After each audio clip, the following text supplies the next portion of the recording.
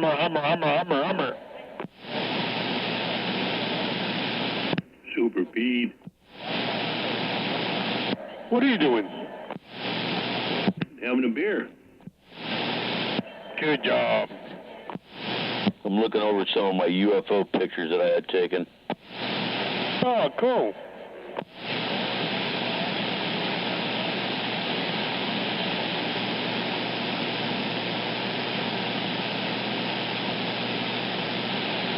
I'm always looking.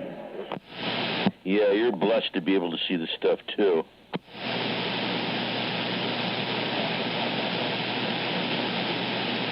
Hey, Pete. Yes, sir. You going to the break? Yes, sir. Ah, good, man. Be good to see you out there. Yep, and I might bring a what the heck. What the heck? I don't know if that's Mother, which one is that? The little one, what the heck, and lizard chicken in? Oh, okay. Yeah, I might bring her to see her.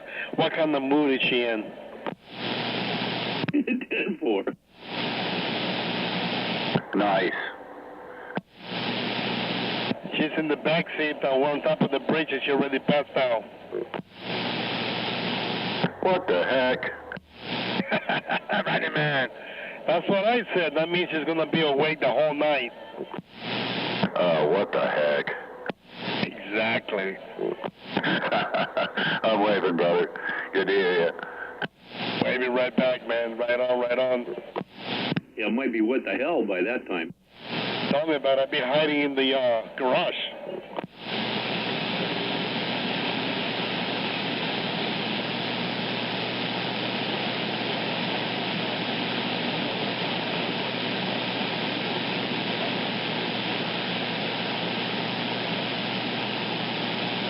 So, Honky.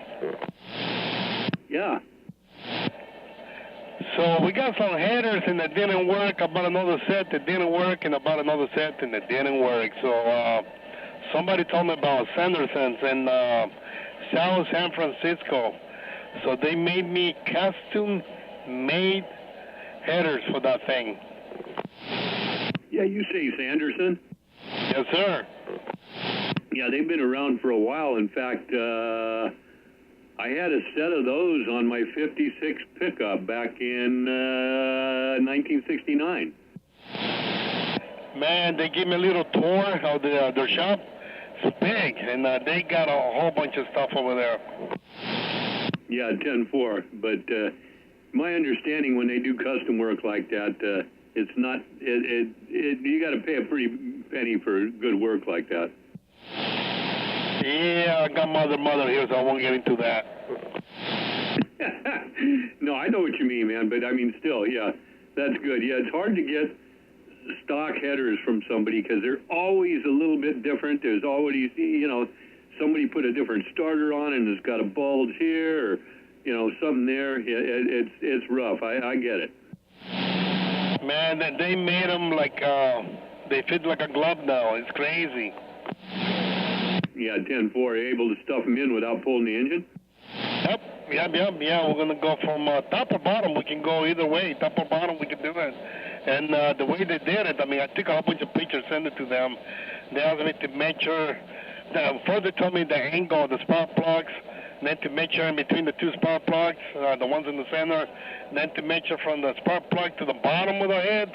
Man, it's crazy. Yeah, that's how they fix it, because that stuff changes, and one little angle, like if you've had the block deck, that angle changes then when you put the heads on it, because it spreads it further out. So by the time you get back to where the collectors are, that angle is magnified. So yeah, all that stuff changes. Exactly. They asked me to measure the height of the car. My car kind of sits a little bit low. So I did, and they said, the long ones, it will scrape, especially on the left-hand side. So they made them mediums, and they're not long and they're not shorties either. They're in between. Oh, it sounds good, man. That thing's going to be great. Can barely wait, man. I just dropped them off today, and he said I might be ready next week. Then I'm sending it to the mechanic, real mechanics, and see what happens. 10-4, you're talking about having the rest of the exhaust system done, right? Oh, yeah. I have a guy doing it. Big muffler doing that. But then from there is going to have it all tuned up and tuned and hire the wires, all that stuff. Oh, okay, cool, man. Yeah, it'd be good to you can put cutouts in it like you got on the other car? I thought about it, but you know what? That's not the type of car. Yeah, 10-4. No, very good, man. Wish you luck. I'll be waiting. We go for a cruise.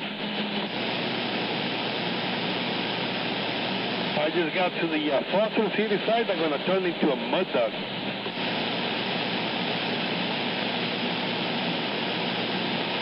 Where'd you go, Pete? You turn a corner or something? Foster City. Oh, okay, yeah, you dropped down and got in there. Okay, I got you now. Okay, man, well, take care. We'll catch you around. I'll be back.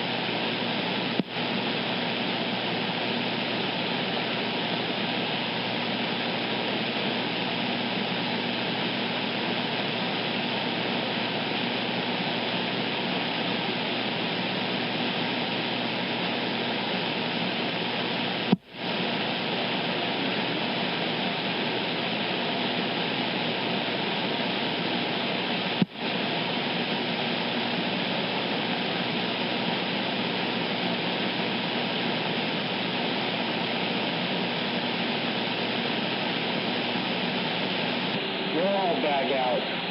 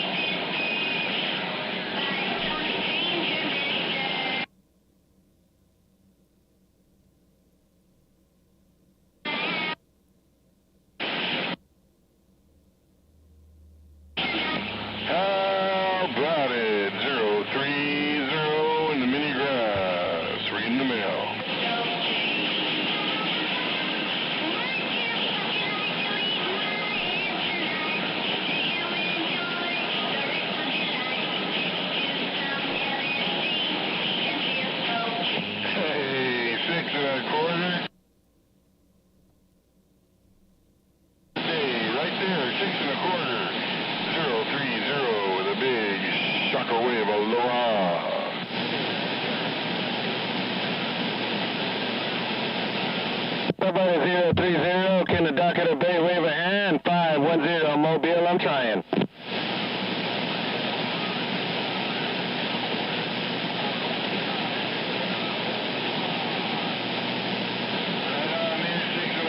Appreciate you bumping it down because it wouldn't be the same. 030, aloha.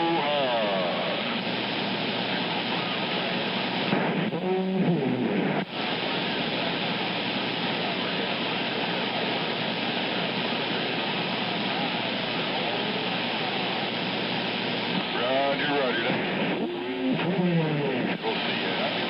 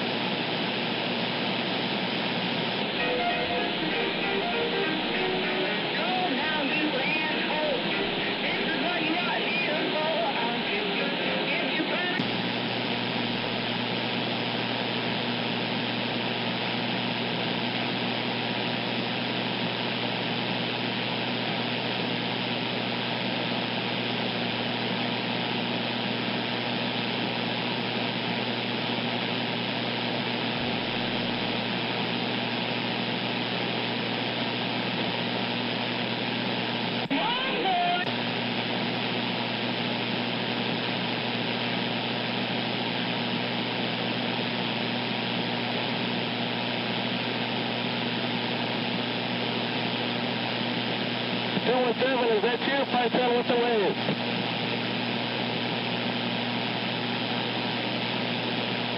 See you in the pictures, I'm quiet.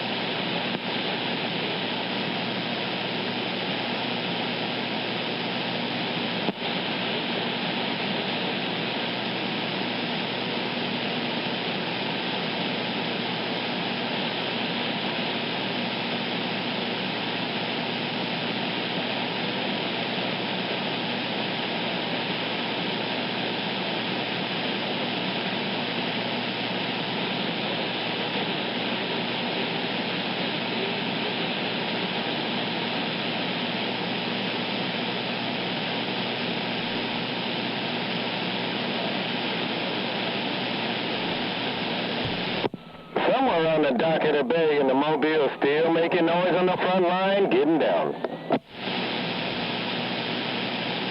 Sure are.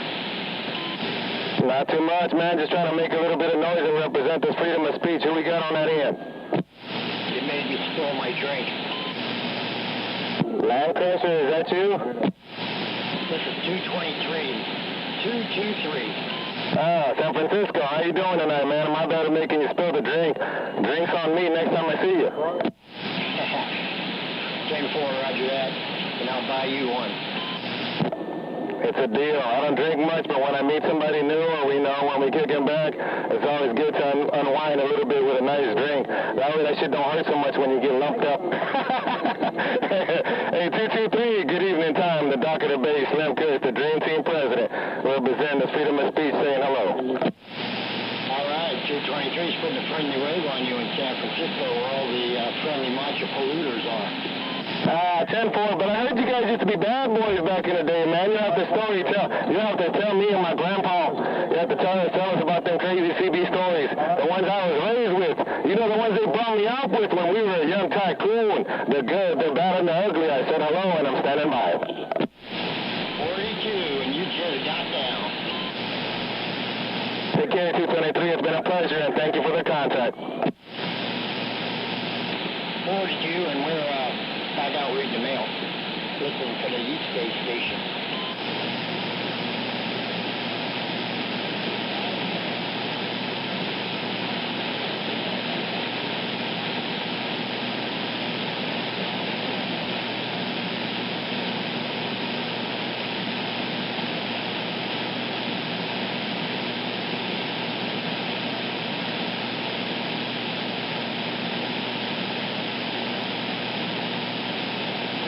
What kind of car do you drive? I drive a Audi. Oh, man. There's a honky. Where's a honky? They're all over the place, damn it. Yeah, but nobody brave enough to use a name like that but you. And we've already discussed this in the past. Honky, I done told you once, I done told you twice. What numbers are we going to put by your damn handle? Oh, man.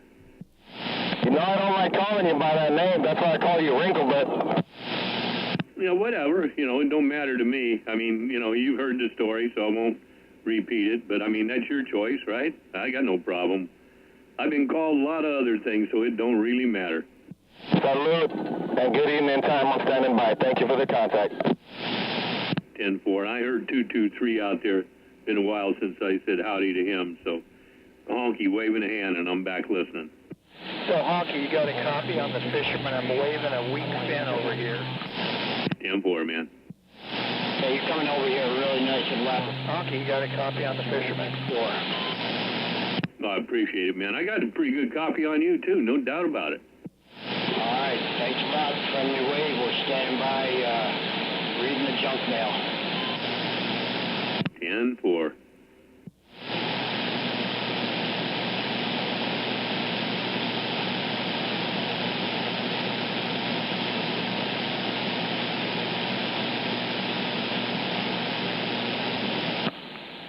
Audible.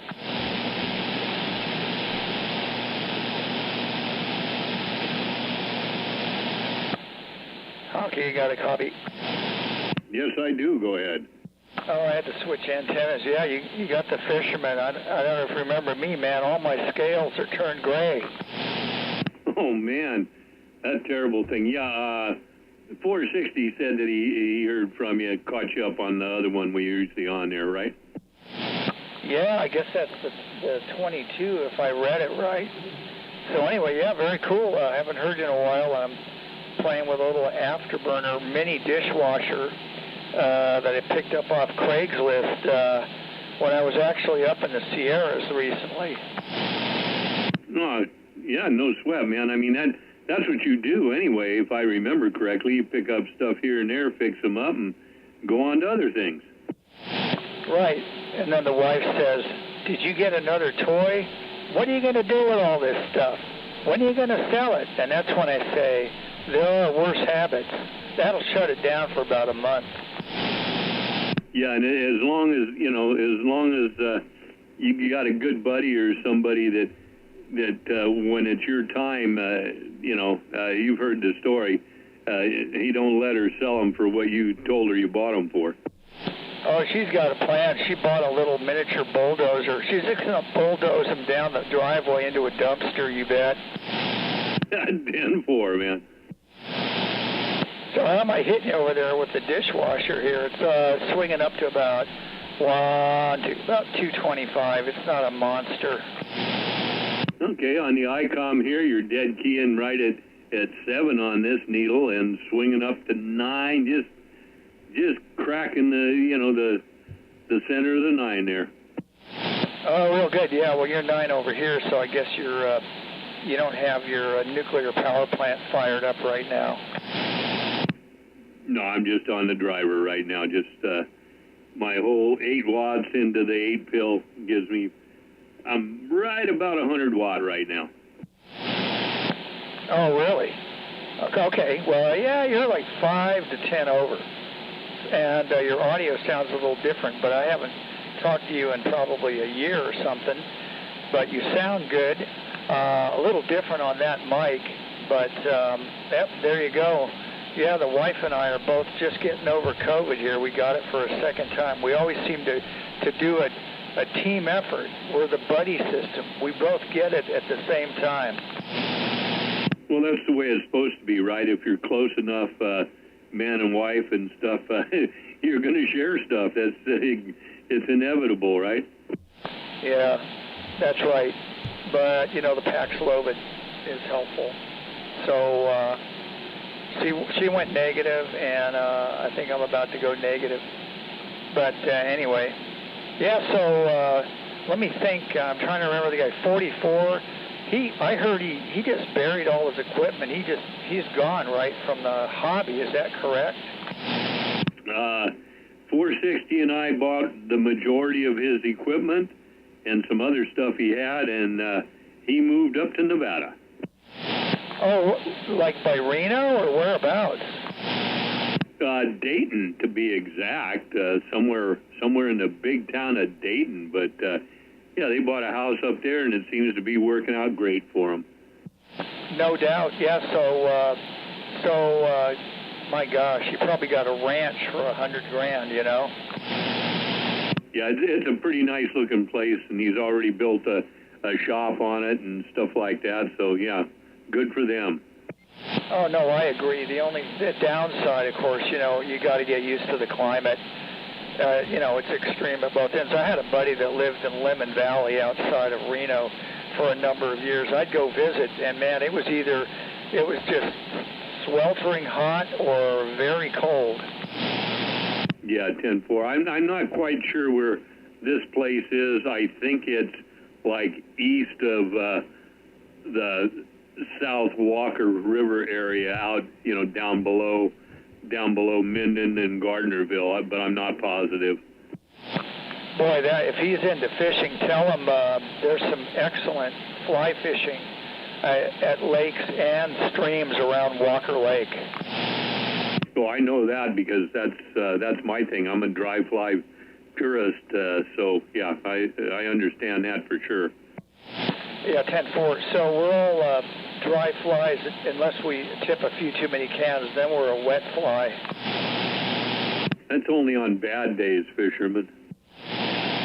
You mean where you catch a buzz instead of a 16-ounce brown trout? That's like when the Hellgrammites hatch, or you get a mayfly hatch or something like that, and then you just then I might dip a wet, but not usually. Yeah, very good. But yeah, I like going up to Hat Creek. It's been a while, probably 2 years since I went up to Hat Creek. Go ahead. Yeah, that's another good spot for damn sure. What's a wet fly? A wet fly is if you're it's called incontinence. Actually, it's when you have a fly that's tied in such a way that it does not repel water, so it doesn't float. And some guys will even add a little weight to them, and you drop them down, and they're done below the surface. Some guys will fish them deep and bounce them off the bottom. Other guys will fish them midstream. Right. I use nymphs, even a woolly booger, if you've heard of it. I'm sure you have. Yeah, I've heard of a woolly booger, but then that gets 559 involved, and we get confused about what we're talking about. But no, yeah, for sure. But yeah, I haven't done too much nymph fishing. Even most of my setups are lightweight. I think the heaviest weight rod I have now is probably an old Wright and McGill Victory, and it's right around 2 1/8 ounce, and my lightest is an Orvis. So I fish all ultralight stuff, 2 1/4 pound tippet and like that. Now that's great, because if you hook a stickleback that's 3 inches long, you could fight it all afternoon.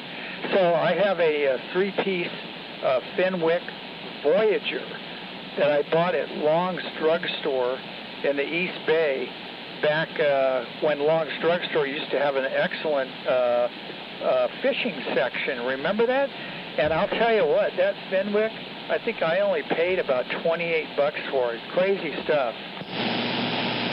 Yeah, I think we had 1 or 2 of those that I put together with some of my stuff. Got some stuff from my cousin when he moved to Texas. He got rid of a lot of stuff that his dad and him had, and then he got from my dad and stuff. And I just had so much. We sold a lot of them at one of the. Well, I think it might have been the first electronics flea market this year. Oh, really? So you're selling fishing equipment at the electronics flea market. I could see selling a electronic fish finder, but actual fishing equipment, yeah, I could see that. Well, you know, it's a flea market and people buy anything. Yeah, I even saw a guy once, he had a box of fleas, but nobody bought them. Well, they probably didn't have them trained right. You know, they got to be housebroken and all that stuff. Well, they teach them how to saddle up and ride on the back of your the family dog. So anyway, you're sounding good, and everybody's surviving everything, and life goes on, man. Yeah, it was cool hearing Todd and some of the other guys earlier today. Oh yeah, and Time Bomb. He's always got that bodacious audio, Time Bomb, you know. Yeah, he's going to write a book like about that. You know, the art of overmodulation by Time Bomb, and he ought to do it, man. Yeah, I heard you'll be able to buy a compressed version of the novel.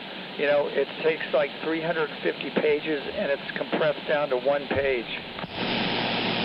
Take everything, turn it to the red. Oh, you just crank it up. It's the book's on fire, man. So anyway, what rig did you say you're on now? A Kenwood or an ICOM? Yeah, I'm running a 7610 ICOM. Boy, that's got great audio. Can you ESSB on that, like turn it up to 4 kilohertz wide? Yes, I can, but I don't do it, Fisherman. Where it's set right now seems to be good on both sideband and AM, and so I've kind of got to the point where I don't mess with it. And I'm running the RE20 mic, and that's going through one of those UR6QW processors, and we got that set, and I get so many compliments, I hate to touch a damn thing. No, don't change a thing. I'm just curious if you are able to do it, but don't change it. It sounds beautiful. So the other question on AM, barefoot, when you use like your bird, whatever you got, it's got the PEP indication. Can you actually set it up so it sits carrier at 25 and it swings fully to 100? No, this is a 25-watt radio. Even if I turn it up to 100%, this radio out here, I got another one inside, almost the same, another 7610. It does a little more, but this radio out here at 100% does 24 watts AM with very little forward, so that's why I keep it back down. It gets a little more forward back down here, so a little more headroom for the audio to, you know, to get more enhanced and stuff like that. No, I understand. So do you have a power meter where you can switch it to PEP mode so you can kind of read the peaks? Yeah, I'm running out here. I've got all bird meters. I got 5 of them across here for the different stages, all with PEP kits in them. And inside, I just switched over to what is it, an LP 700 meter, and kind of condensed my stuff in the house. But yeah, out here I got all that. Yeah, very good. Well, I'm surprised that you can't see it peaking up, you know, like to at least 70 watts, because those radios like that Icon will let you do that. They're basically a 100-watt radio, you know what I mean, like in sideband. So it ought to swing up there. I'm surprised. I gotta shut off this dishwasher 1 second. I don't know if you'll be able to hear me. Yeah, well, it'll peak up there. If I throw it on peak, hello, right about 80 watts the way I'm running on peak. But I don't hardly ever throw that switch up there. I just watch the average on that. Oh no, I understand. So I turned my power way back because I'm just on the barefoot 949. Can you still hear me at all? Yeah, I can hear you. You're nice and clear and everything, but it's right on the verge of not being able to hear you if you follow me. Yeah, okay, hold on a minute. Yeah, I was just killing this thing. Hold on. 1, 2, 1, 1, 1.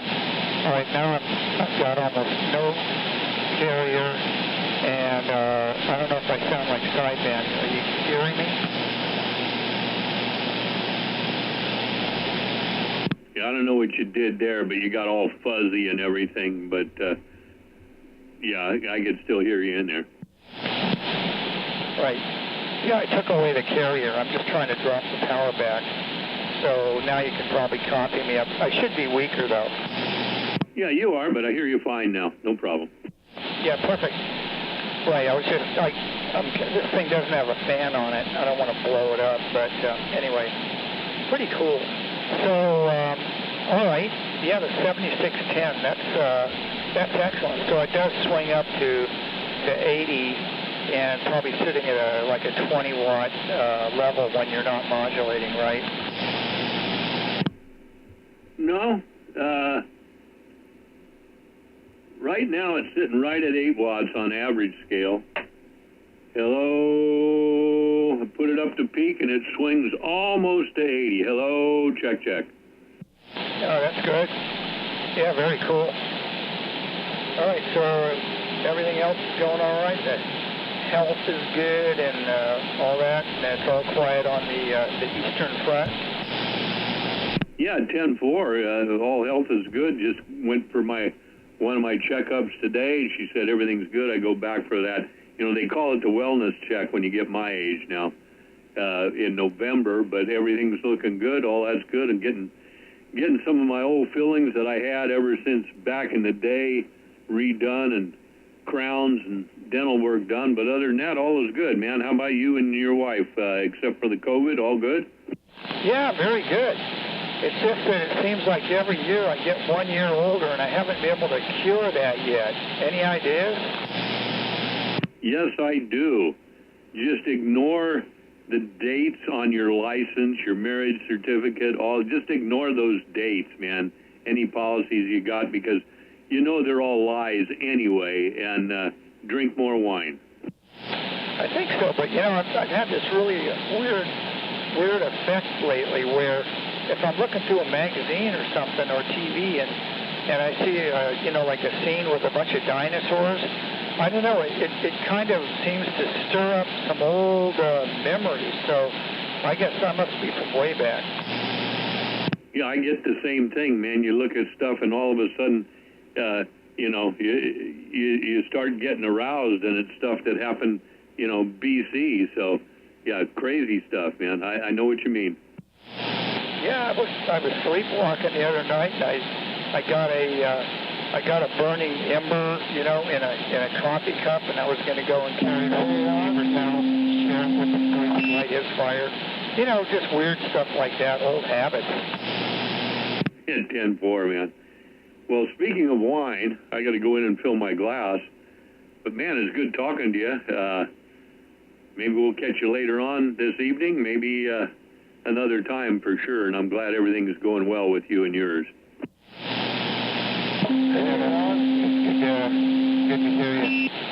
So we will we'll chat later on. And hello to the guy. So waving a fin. Adios. Fisherman's out. 10-4, Fisherman. Take care, man. Honky's back out. 395, waving real quick. Honky, free go. Go ahead, 395. About Mobile. Say again? I was waving at you real quick before you get out of there, Honky. 395, saying hello. Well, definitely 395. No, I heard you out there, man. Hard not to miss you. Must be heading back. You take care, and I'll be back out of here, but we'll catch you. Back out. We'll fill my cup and drink it all up, for tomorrow may never come. You ever hear that song by, what the heck was his name? Robin Trower? Maybe. Good song. I love Robin Trower's songs, man. Good stuff. Hey, you haven't played it for us, man. I ain't never heard it. You've never heard it? No, I haven't. Yeah, look up Robin Trower, Bridge of Sighs. It's on there. Little Honda says it's a good song. I don't know. I know nothing. Oh, believe me, Robin Trower was a great guitarist. He still is, Blake. He still tours, Blake. I hear you, 217. Waving. Robin Trower still tours and plays as good as ever. So he's still alive and playing as great as ever, 10-4. Robin Trower. Yeah, Hubbard, so where'd you get the was from? That album came out. We play it over and over. The little Honda is having a Robin Trower O. A Robin Trower what? Flower child.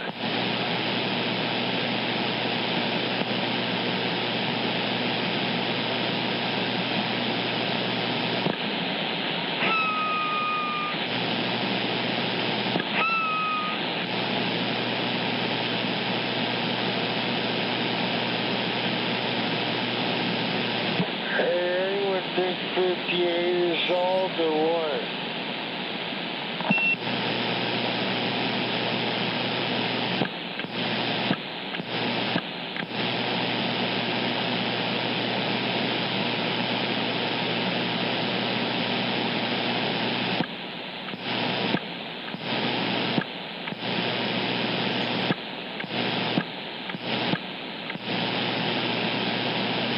I'm too old. 58.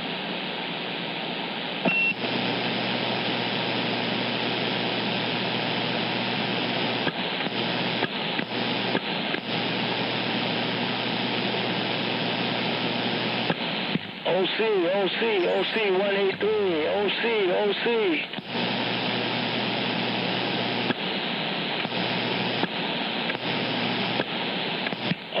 OC 183, OC.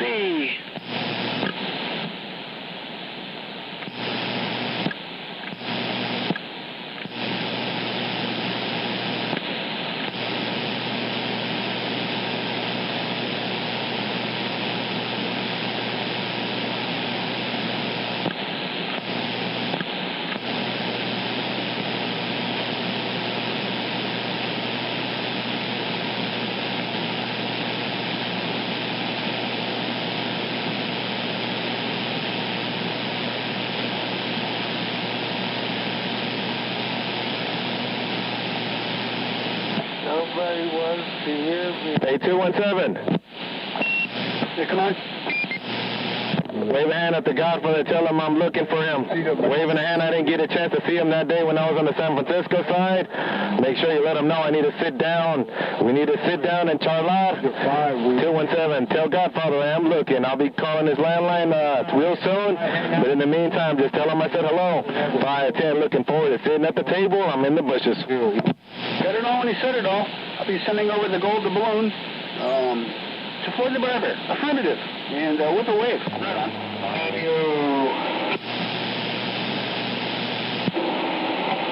Good, all that background noise.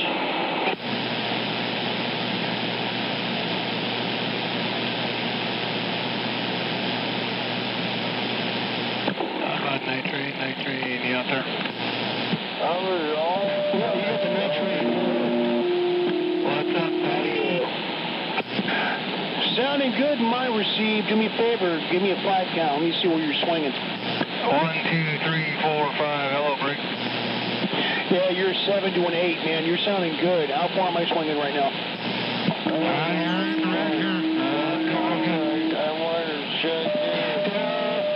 I'll take a double or a triple, but you know, it ain't a home run yet, but I'm working on it. Yeah, how's it sounding now? You got her hello, break. 1, 2, 3, 4, 5, hello.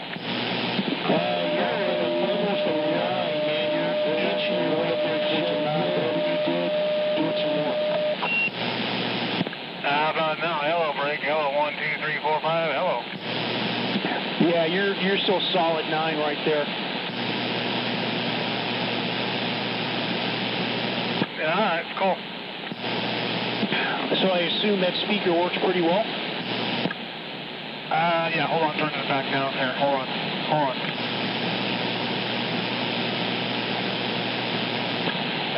Yeah, how's it sound now? A little bit cheesier? Go on. Cheesier. Sounds about right. There you go. Good job, sport. Breaker for nitrate. Go for nitrate. Have a wonderful weekend. Slim Kush, 510, dock of the bay with the wave. We're in the bushes. Thank you, sir. Thank you much. Appreciate it. I'll catch you a little bit later. Got a question for you about the bushes. Hello there, Night Train. Honky waving a hand at you. Honky, always good to hear from you, sir. How you doing? Welcome to the weekend. 10-4, man. Good to hear from you, too. I don't hear you that often, but I got you now. Welcome back to the weekend. Best to you and yours, and we'll catch you around. 410, copy that. Night train, back on the side, monitoring. Hey, Tom, let me let you go. I got some stuff I got to do, man. Yeah, it sounds pretty damn good, man. Not too shabby. Yeah, I've only got 10. All right, copy that. All right, talk to you later.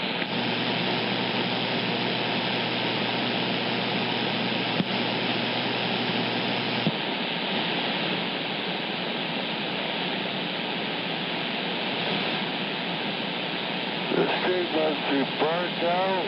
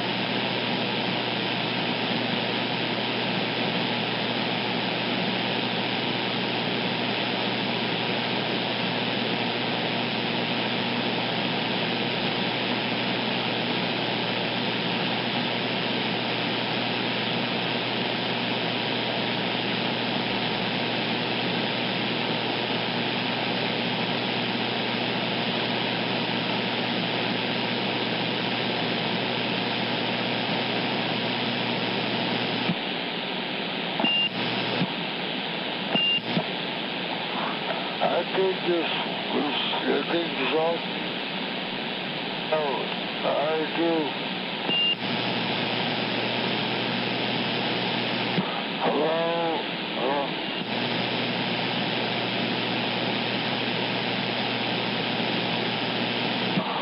Hello?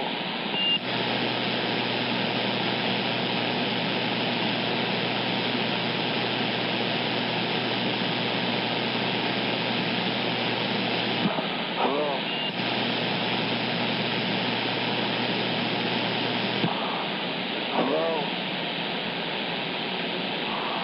Hello?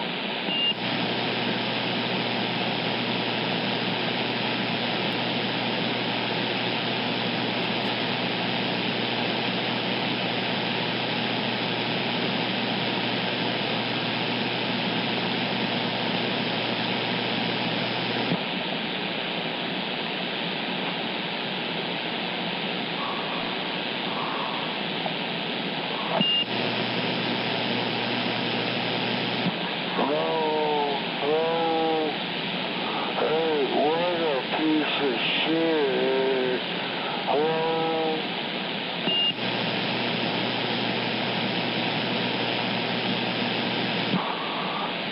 I think this is wasted.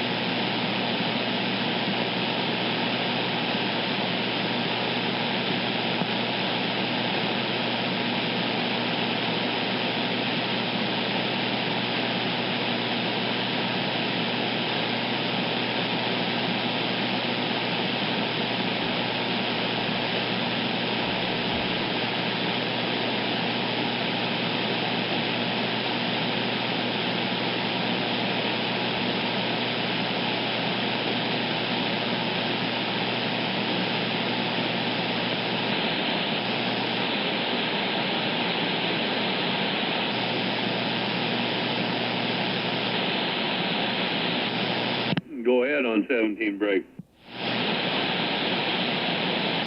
Yeah, go ahead.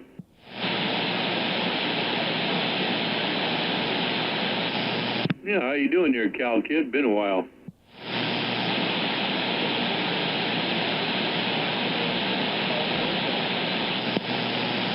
Say again?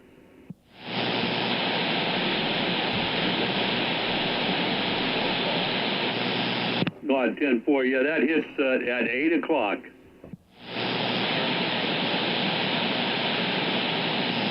ℂ Cal Kid. Hope you had a good dinner. Best to you and the family. Honky's back out.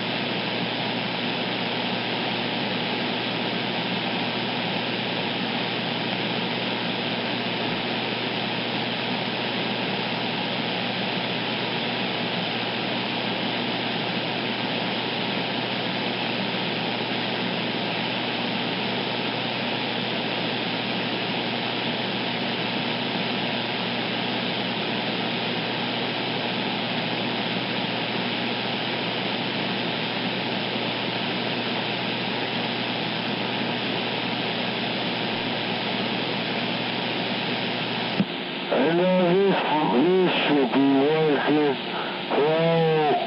Hello.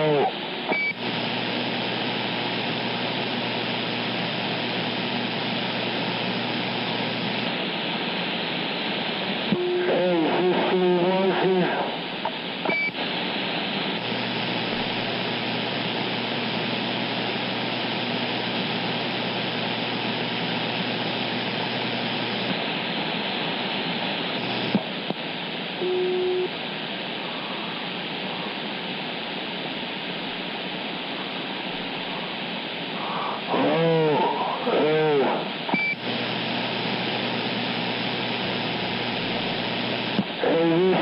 Should be working.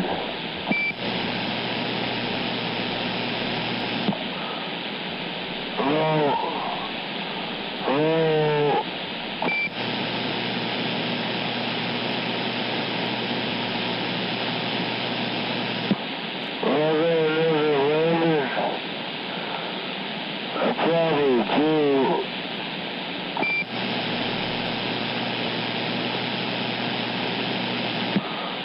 Probably do.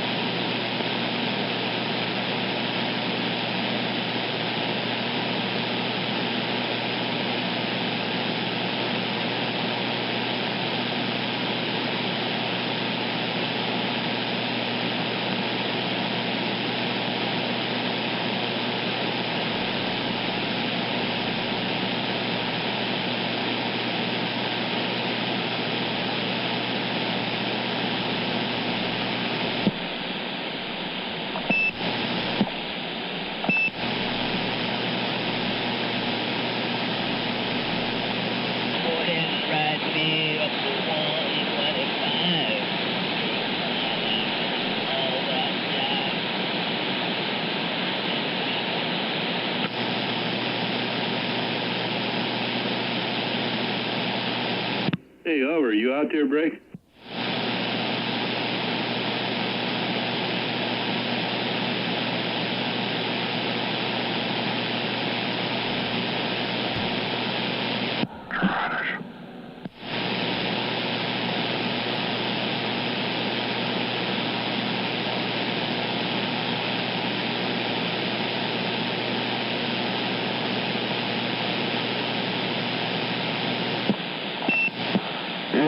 Too fucking high. Yeah, you can see there.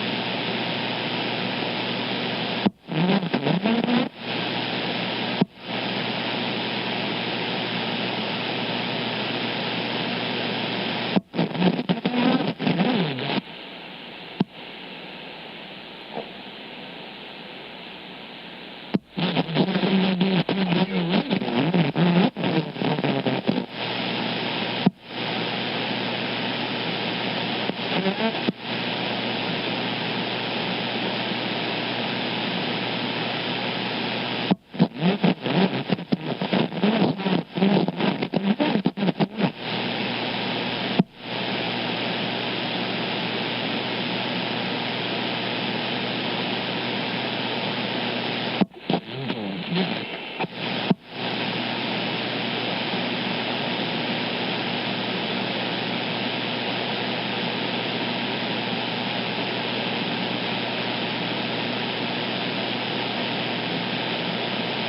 Audio.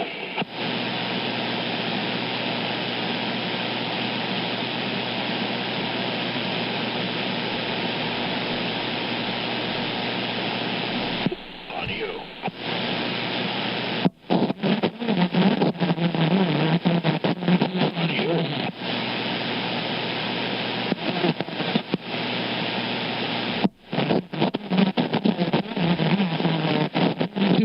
45. Yeah, 10-4.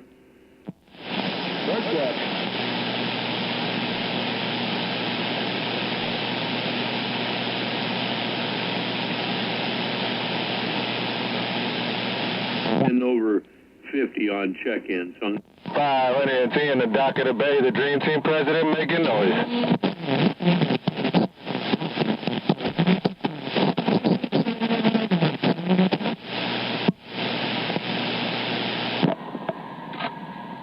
Front line, watching the sun go down, the dock of the bay, 510 Mobile making noise.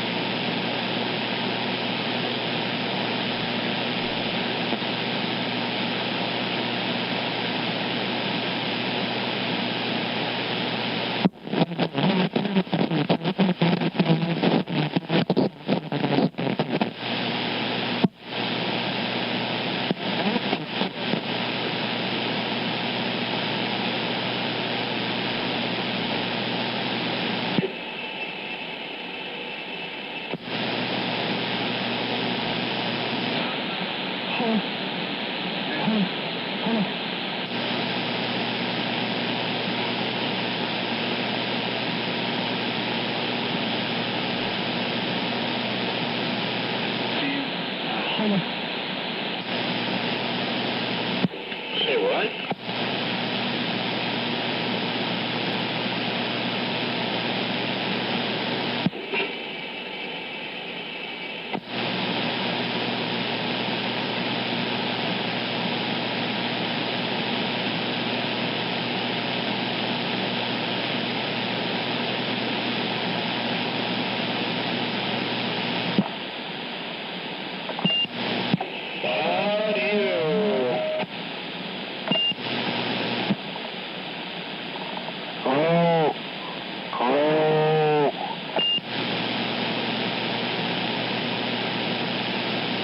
Hey, can I get a radio check?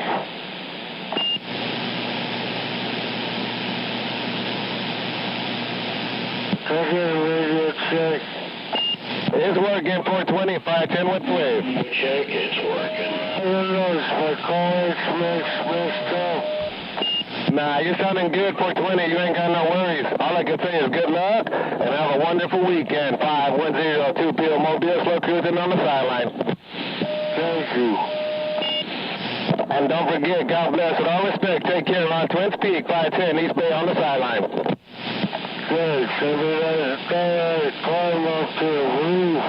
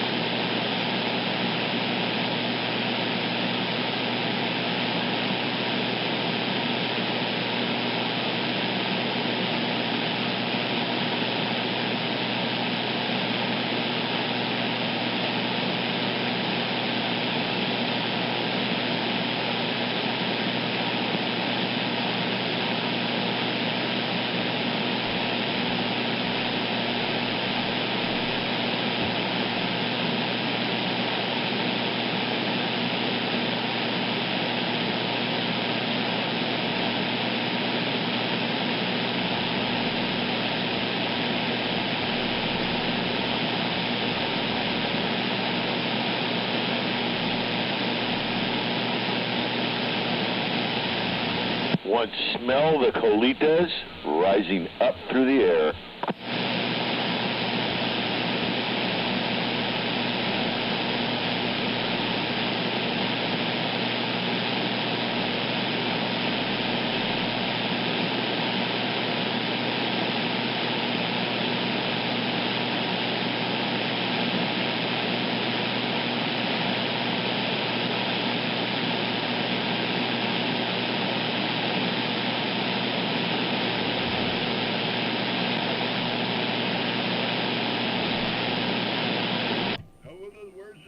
And the smell of cunnilingus rising up in the air. Yeah, remember that song?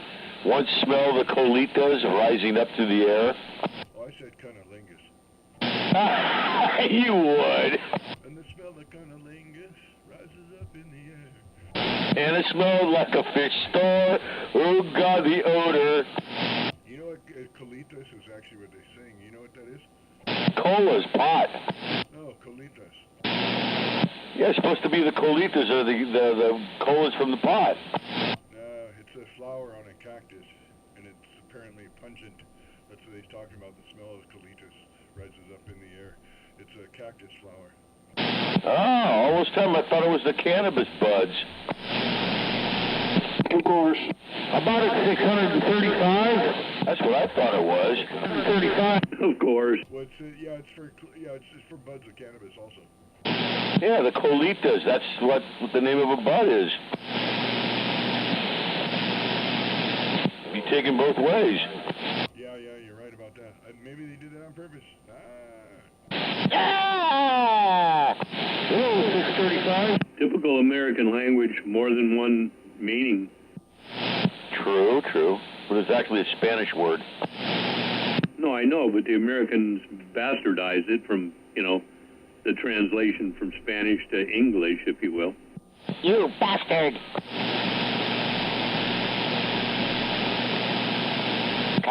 Somewhere on the dock of the bay and the mobile still making noise. I still think the smell of cunnilingus rising up in the air would be better. Yeah, then it smells like Olga, like a fish on the hook. You know what? I might have been fed a line about that. I know I read it somewhere, but now I'm trying to find it again, and everything's talking about the bud and not the cactus flower.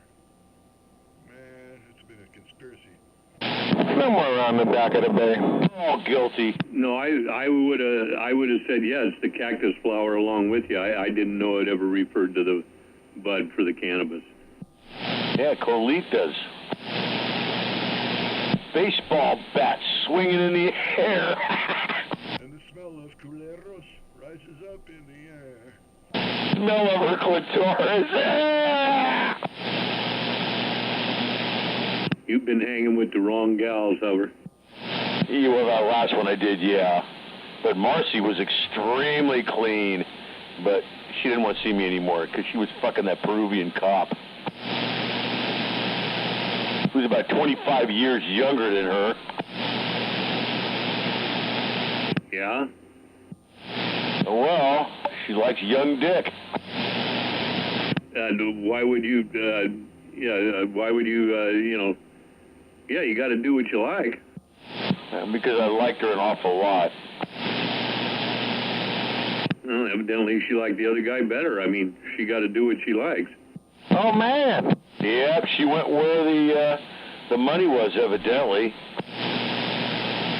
Well, gee, what's so amazing about that? The money shot. Oh!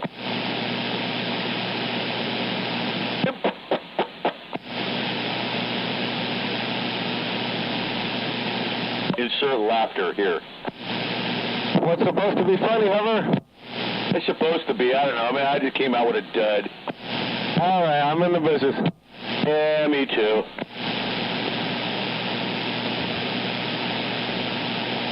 All right, how's that for a shot? I got it zoomed in. That's Sutro Tower over in San Francisco. Have some bud. There's the Oakland Airport Tower. Sutro Tower. He's going to have Bud Light. Oops. Yeah, I guess you're right. He's got that Bobby Brown tonight. I could tell in the voice. You're absolutely right, Honky. He's got that Bud Light kind of feeling. It's not brown weed. It's fucking green. That sounds like a mud duck. That's not like the hover I know. It's club weed, man. It's all green. What's the flavor, man? I think you got the resin over there tonight. The Oakland pot that I bought, that fruit pot stuff. Oakland Fruit Land? Nah, yeah, that's good stuff right there. Yeah, it's very good stuff. I like it. Roger in the bushes. I just might order that again, man, when I go up to the club and get that. That's good bud. I like the taste, the flavor. The high is nice for a sativa. Doesn't weigh you down. So Hover likes fruit, bud? Good bud. 510 Honky covered you up. Oh, man, that's that good buddy weed. Good buddy, good buddy, good buddy, good buddy, good buddy, good buddy, good buddy, good buddy. Yeah, I'm a connoisseur. I know what's good and what isn't. I've had a lot of practice.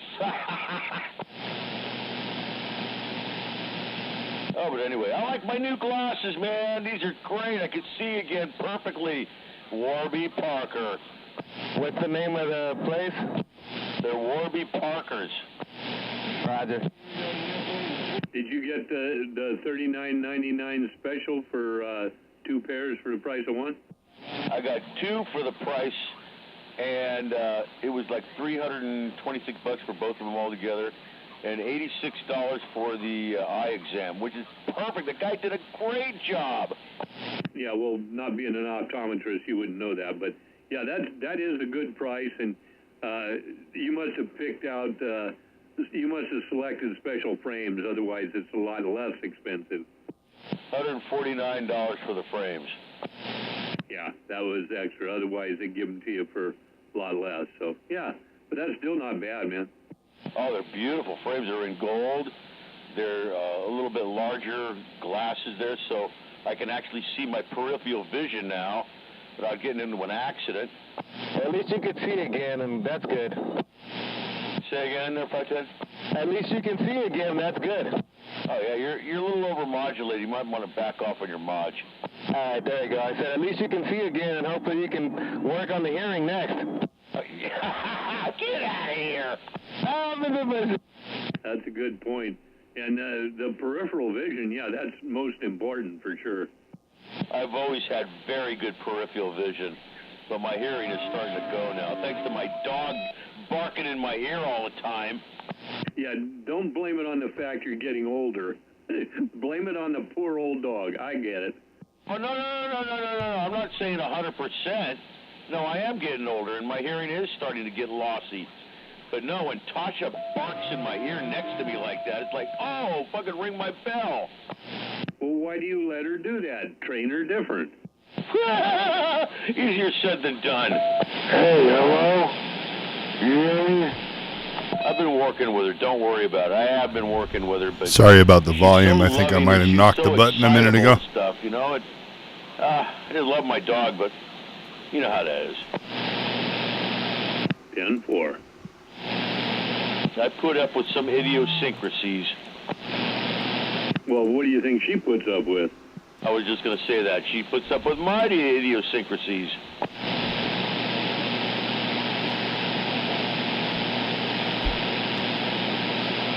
I might have to take her into the vet here in the next couple of days. She's got something coming out on the top of her head I don't like. That's not a tick. I looked at it, it didn't look like a tick. It's like a little black tumor. It's a tumor. All right. Well, I would have been wrong because I was going to say maybe those are just her ears. No, it's on top of her head, on her left side of her head, and I'd have to say maybe it's about 1 millimeter around. Hey, hello? Yep. Just a flea bite, she could have got hit in the head like with a rose thorn or a piece of stick or anything like that. Harvey gets them all around his nose and his face quite a bit because, remember, dogs always got their nose to the ground and they're always into stuff, so they get a lot of stuff slapped into them, Hub. Yeah, that's true, but if it gets any bigger, I'm going to take her in. try to examine it. Look real close and see. Maybe you got a tick in there. Yeah, I've tried that. I don't have actually a magnifying glass to get that close in there, but I'll try and find one over here. You don't need a magnifying glass to see a tick.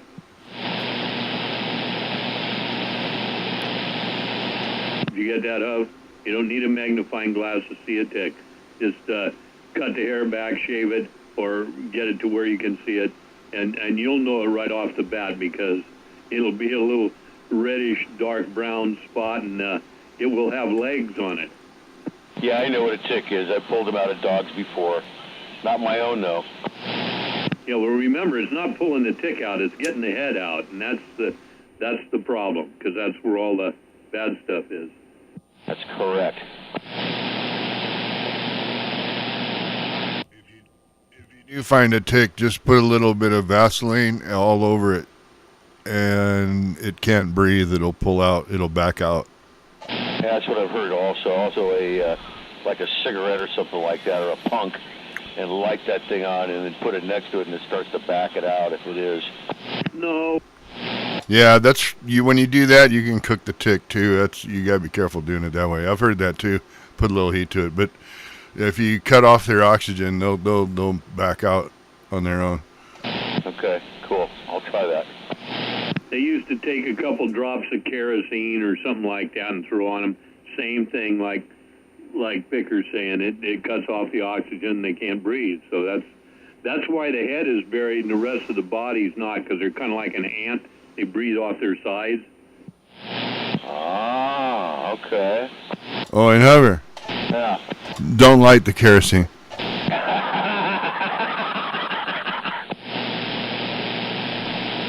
Ooh, shit. Hey, tell you why you running? Yeah, you're liable to make that tick nervous, and no one wants a nervous tick.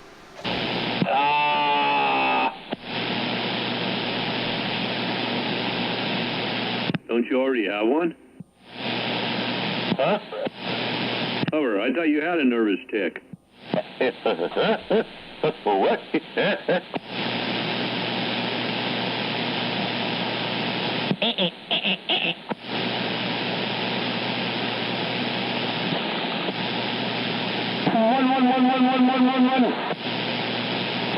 Oh, man.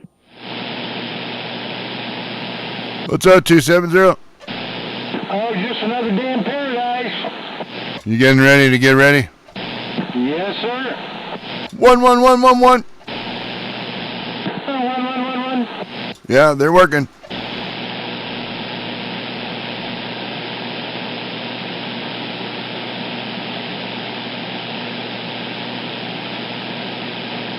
Oh, lucky I got 2 antennas.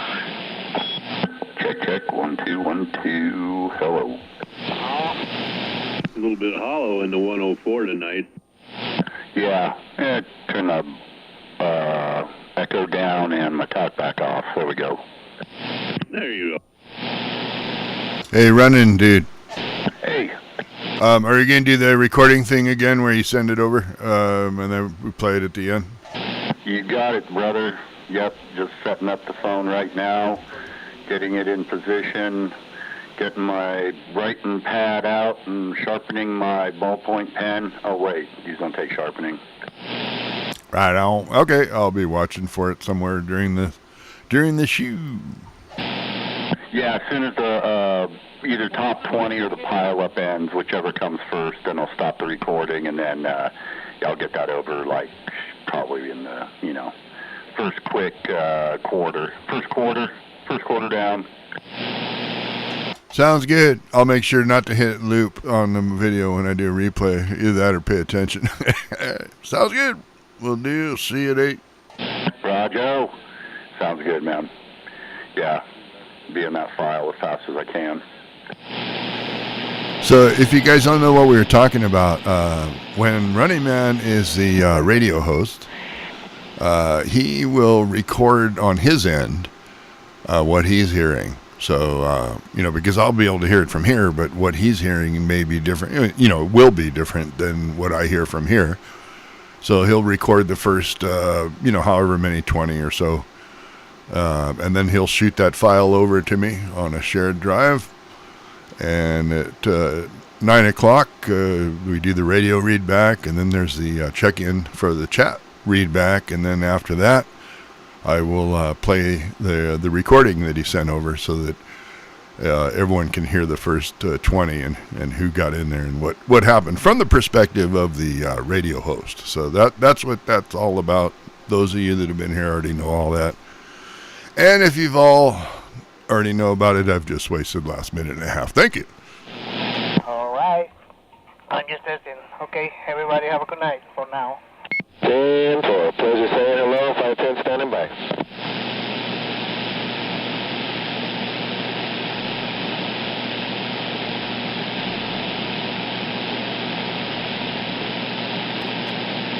About your 559. Hey, I didn't do it. Yeah, go ahead. Hey, is that Woody? Go ahead. No, get back.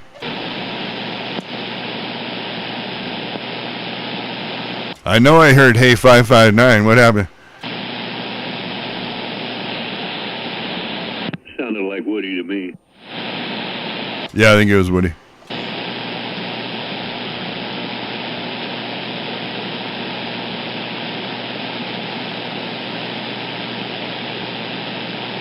No, get back on Woody.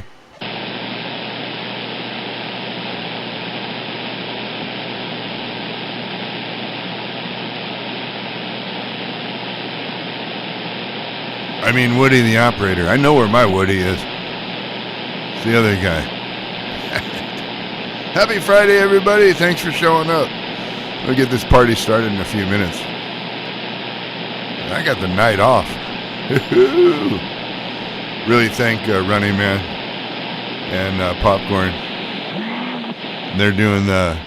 Somehow I managed to slip out of the rotation for doing the online checking. When no one was looking, I ducked out. Both Popcorn and Running Man are pulling all the weight on that. And so make sure you give them a shout and thank them for that. Because it's not easy doing that chat online. I think that's why I'm not doing it, because I whined about it. I didn't like it. Yeah. But they're really good at it, and they put a lot of time in. So kudos to Popcorn and Running Man, helping make all this happen. They do a lot better job than I do. I still do radio, though, once a month, but we all rotate the radio. But I was able to duck out of chat, at least for a while. I've been doing this thing for 5 years, so. And Running Man's been very nice. He understood. He said, yeah, no problem. So it's very nice. Appreciate the help. Whoa! I don't know if you could hear that on the microphone. There was a plane just flew over the house, and it was low. I'm on top of the hill, but holy crap! Let me go take a look at that on Flight Tracker.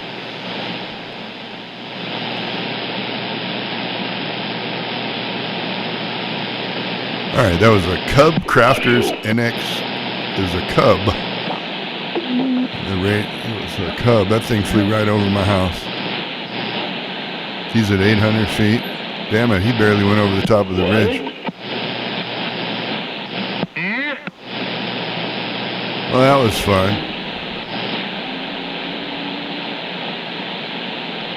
I've got the Flight Tracker, so I was able to find out who it was right away. Go click on it.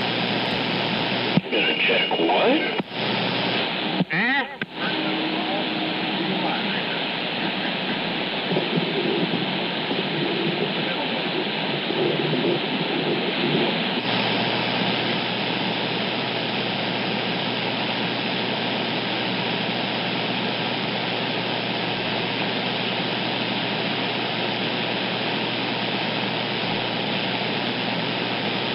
I'll stay off the key at 8 o'clock.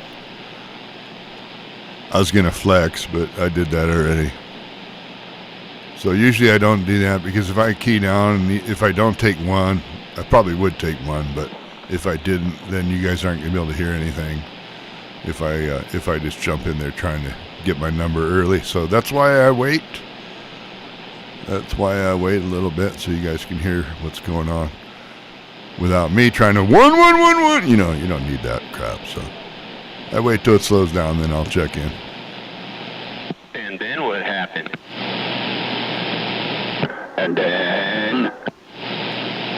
And then the storm came in. And all hell broke loose.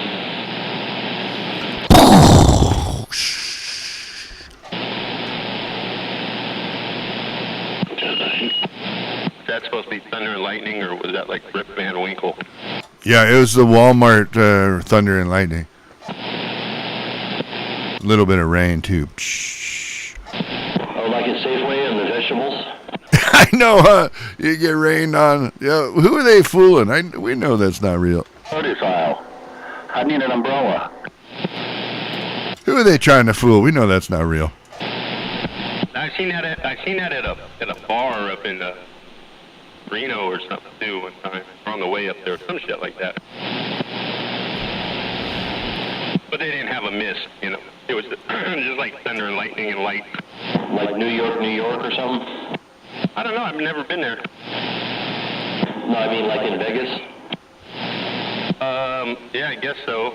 Yeah, no, it wasn't in Vegas though. I haven't been to Vegas. No. I guess they do the thunder and lightning at the Safeways to let you know that if you don't move your ass out of the way, you're about to take a shower. The Rainforest Cafe. Yeah, really.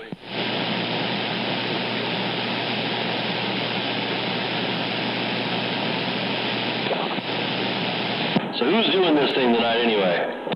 You are. Me are. What, you didn't get the memo? No, I was driving. Oh, man. We got Running Man on the radio and Popcorn on the chat. All right. Aim that omnidirectional my way. Yeah. Popcorn's like the guy in the clutch, you know. He can do it all. Popcorn's the man. I mean, he does the online chat. He's telling jokes, trivia, all that. I tried it once. I got fired. I can barely keep up with the checks. You're fired.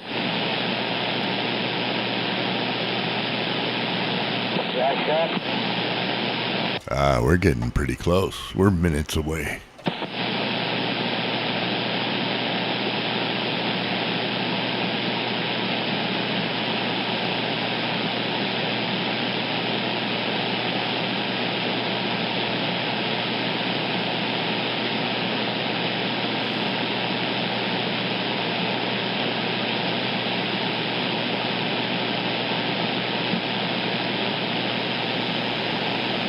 Two minutes. Woohoo!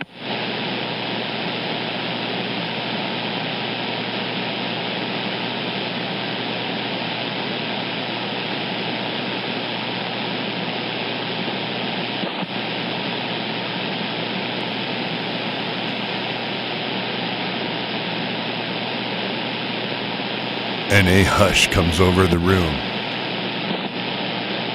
Everyone getting all ready.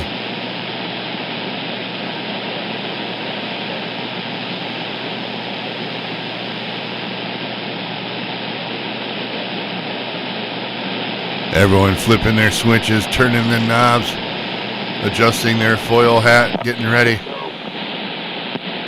Tipping and tuning.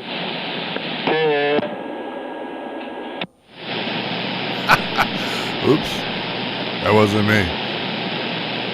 And the youth sound of languages. What's up? We're under 1 minute. 1 minute. Word. Word. On the San Francisco Bay Area Jaw Jackers Roll Call Network. Frog legs. Got down. Have you been jaw jacking lately? You missed out on the frog legs. Damn. I'll help out with the relays again, too. What, whoever wants frog legs? Buddy. Buddy. Bye. Honda, standing by. Give that frog back his legs.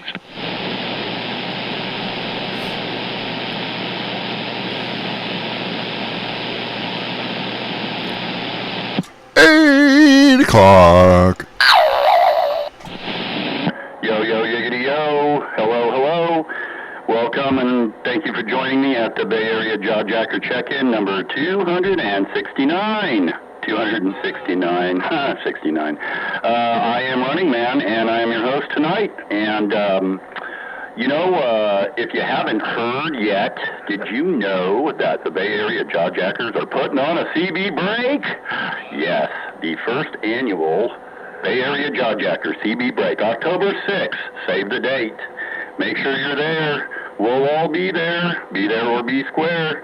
Martin Luther King Jr. Regional Shoreline Park, right around the Oakland Estuary. One Swan Way, Oakland.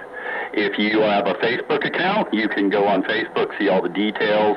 World Radio 559's YouTube page, Popcorn's YouTube page, that's Popcorn 913, all have banners with all the info. So if you don't know, now you do. And if you have any questions or anything about the event, ask it either on the Facebook page, any of us here on the CB on Channel 17, and we'll get you all squared away so you can be there, because we want to have you there. Okay, so I haven't gotten any other announcements tonight, so without any further ado, we are at that point where you're going to point that beam, fire up that linear, flip that switch, turn that dial, stomp that pedal, key that mic, modulation to 11. Who's going to be number one?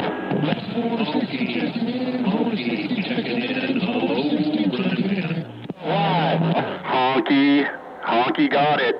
That was a big mud puddle, but Honky was the most consistent voice. Honky, number one. And who's going to be number two? 460 checking in, 460 checking in, 460 checking in. Oh, we're dead. Okay, we got to do number two again. Pump that shit up higher, man. Okay? Maybe I'll give you go. A second here. Turn it up. Maybe I'll go. Pump it up. Flip that switch. Who's going to be number two? 111111111111111. In 460 checking in, 460 checking in. Oh, wow. Okay. 510. Got number two. Oh, he got me. 510, number two. I should have turned the amp on. Who's going to be number three? Not that I have an amp. 460 checking in, 460 checking in, 460 checking in. He's parked in front of his driveway. We got to do number three again. It's some tough. I think 510's in his driveway tonight. Okay. All right. Number three. One more time. Go. 460 checking in. 460 checking in. 460 checking in. Okay. Yeah. Honda got number three. Honda number three. Who's going to be number four? 460 checking in. 460 checking in. 460 checking in. 460 is number four. 460, number four. And who's looking for number five? Checking in. Oh, man. You guys are brutes. Okay, we got to run number five one more time. That was a big old mud puddle. 4 watts. Muddle. Number Wow. five, one more time. I only do like 3. Okay, Leadfoot got that one.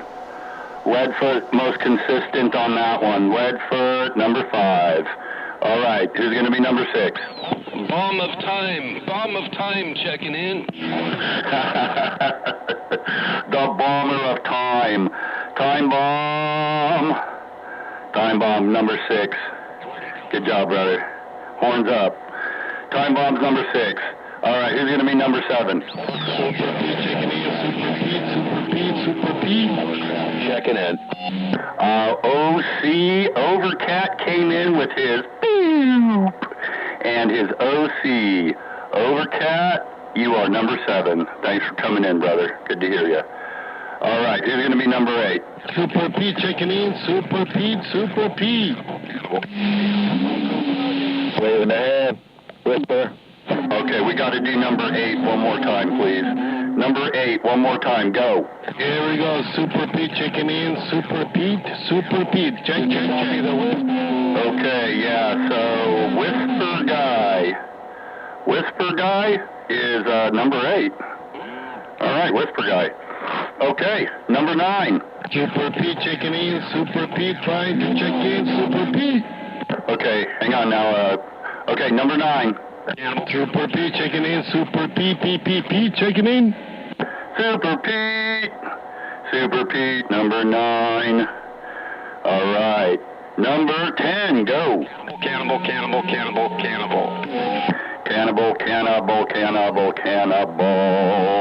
Cannibal, number 10. What's up, buddy? Cannibal, number 10. Number 11. Hovercraft checking in. Hovercraft checking in. Hovercraft, number 11. Thank you for checking in, Mr. Hovercraft. Mr. Hovercraft 11. Okay, looking for 12.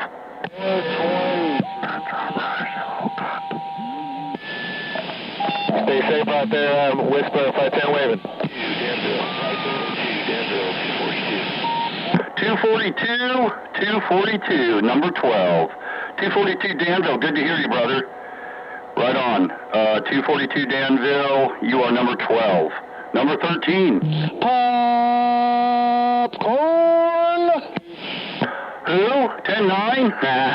Kidding. Number 13, Popcorn. 913, number 13. I see what you did there. Popcorn, number 13. What's up, homie? Popcorn manning the computer tonight, like usual. Chat Master Pop. Go see him on the chat and look for one of his corny jokes. And who wants to be 14? I think Mikey was checking in for number 14. Okay, hang on. Let me try to hear everybody I can until I need relay. So, number 14, key it down. 420, George.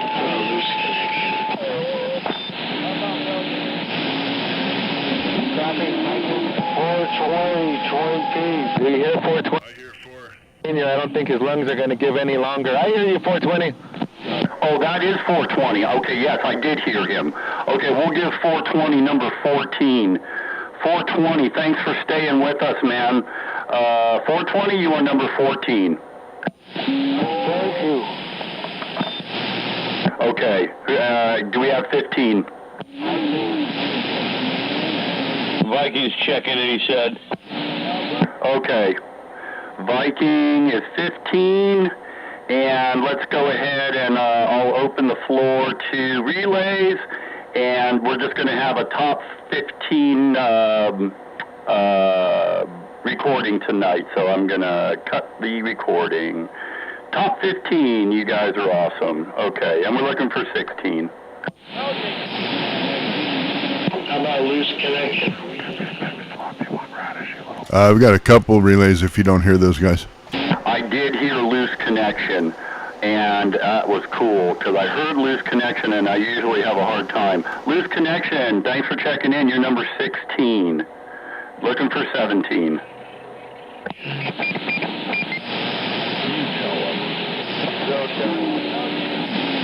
Well Digger's checking in. Well Digger can be number 17. Well Digger 17.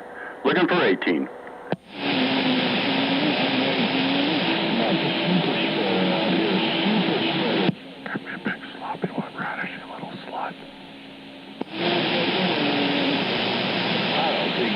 Do you have a super spreader?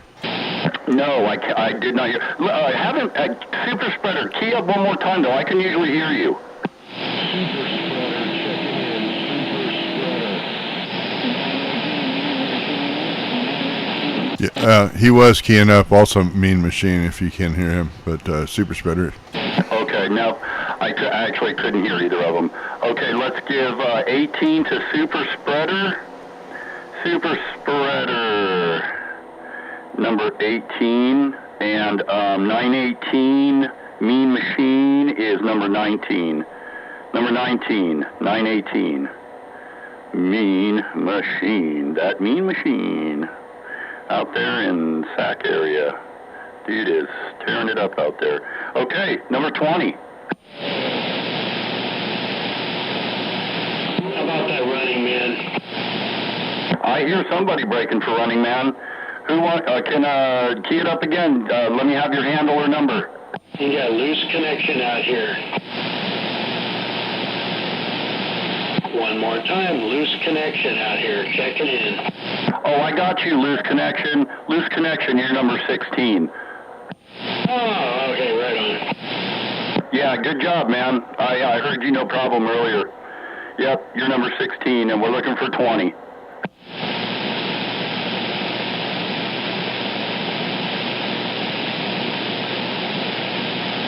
I guess 22ZA, 22ZX.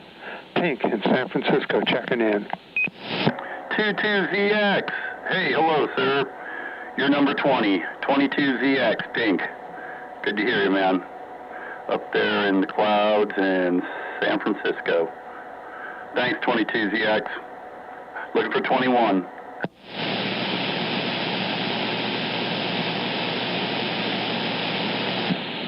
Three seven one Oakley, checking in. Damn it, 371 Oakley. 371 Oakley. I got a copy on you all the way over here in Hayward, California. Thanks for the check-in, man. 371, doing a great job out there. If you got a copy on me, Running Man is waving 4 and 1 at you. Appreciate the check-in.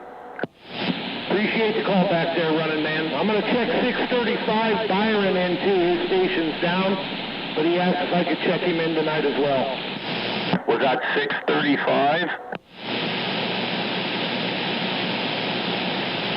Confirm 635 Byron?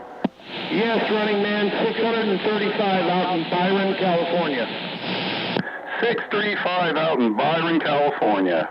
Awesome. I got some friends out there in Byron. He is number 22, or they are number 22. 635 in Byron. Right on. Thanks, 371. Appreciate the relay. And we're looking for number 23.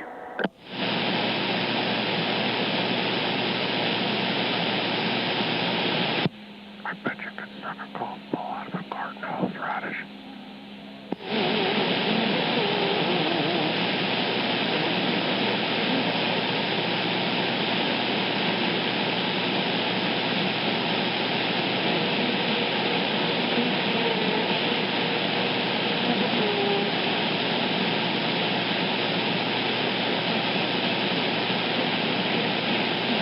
I'll tell you what, Chuck. I'm going to give you a UFO. Hang on.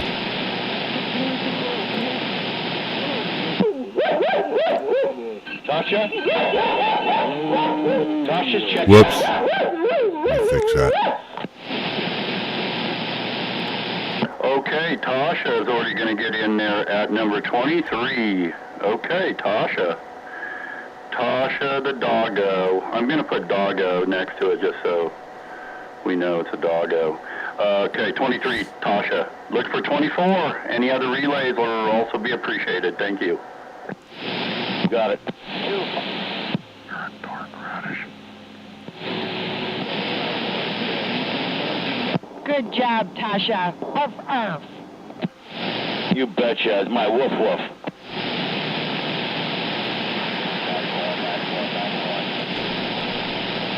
Uh, 941 Mill Valley. 941 Mill Valley. They are number 24. 941 Mill Valley, number 24. And looking for 25.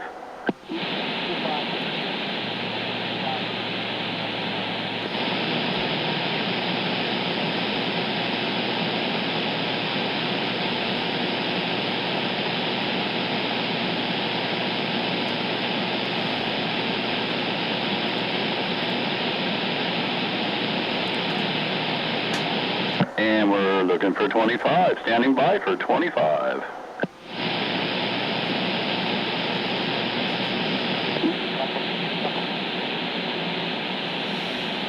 Yo. And I heard a yo. Hello, and yo right back. Do you want to be number 25? Who we got? Yes, I do. Please, I'll take number 25. 25, is that gunslinging Smith, blacksmith, something gun guy? You gotcha. Me. No, I knew it right the first time this time. Gunsmith, good to hear you, man. Thanks for checking in. Good to hear you. Okay, you're number 25. You're 25 caliber tonight. Aw, that's unusual. I didn't know you did this, so, but good hearing you. Thanks, Running Man. Hey, anytime, yeah. They asked, I've been involved into the rotation, so every fourth week I'll be on the radio, and I think every other week I'm on chat. So, yeah, man, thanks for joining us, dude. Roger. Take care. You too. Appreciate it there. Gunsmith, number 25. Isn't it chicken in? What the heck? What the heck? Elizabeth. Awesome. Hello, Elizabeth. Elizabeth, you are number 26. Elizabeth, what the heck is number 26? Mother, checking in. Hello, Mother, number 27. Mother. Can I spell that correctly twice? Yes, I can. I did. Mother, thanks for checking in. Number 27. Have a good night. Hey, you do the same. Appreciate you coming and joining us. 223 sneaking in. 559, number 269, top 15, has been uploaded to the file. All right, I'll look for it. I'll take a look. Did you get 223? You copy 223? 223? Was that a relay? Yeah, he's out of San Francisco. I heard him loud enough. It shouldn't be a relay. 223. Yeah, I did copy him. 223, you're number 28. 223, number 28. Waving to San Francisco there. Thanks for checking in.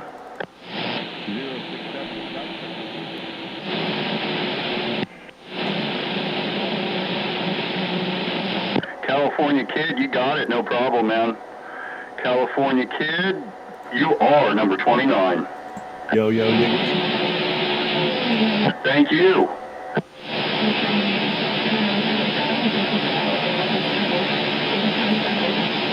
He dropped out over here. How about that running man? You copy hello?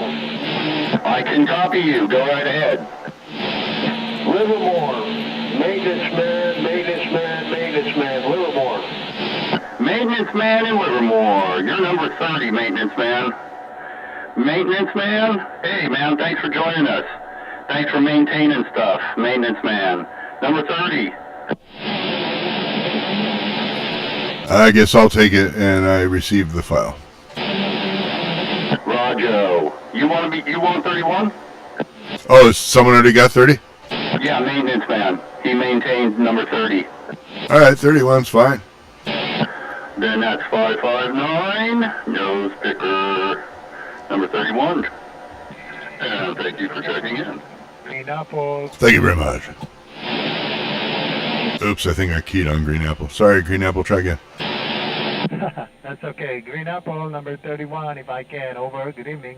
Hey, Green Apple, but you can be 32 for sure, and I definitely got a copy on you. Green Apple, you are number 32. Thank you. Thank you. Have a good night.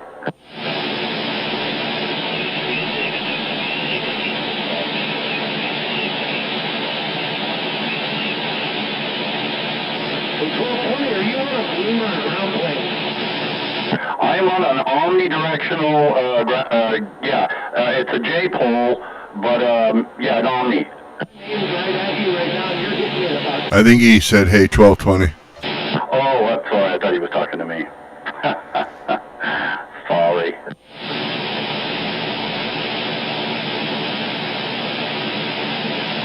Over here on a coat hanger and a tin can.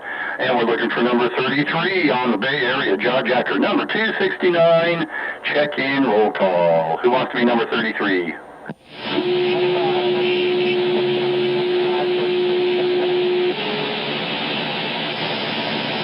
Good, night train, fly 47, we'll take a stab at that 33 spot. Hello?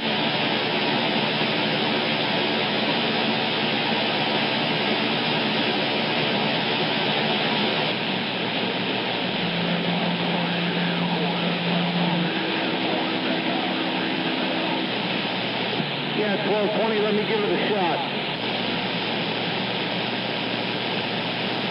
Is he wanting to check in? Yeah, 559-1220 over in Antioch, trying to check in. Copy. 1220. He's trying to check in. He's getting relayed in. Oh, yeah, 10-4 on that, 1220. Howdy there, Golden Gate. 1220, Golden Gate. Number 33. Number 33. Checking in, brother. And I'll help you out anytime, buddy. Anytime I can, I'll try to get out there for you. What are you going to do, Radish? Check on your cat.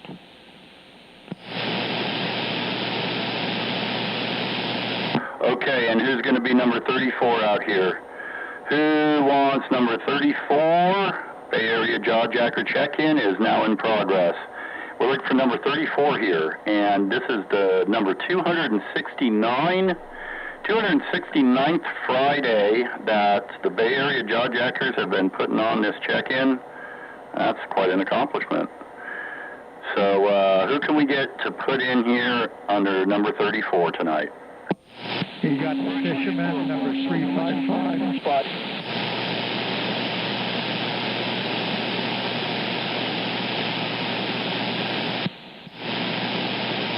Somebody in the distance wanted to check in. Go ahead, I'll relay. Hey, I think that was Fisherman number 355 that checked in. Thanks, Todd. The Fisherman?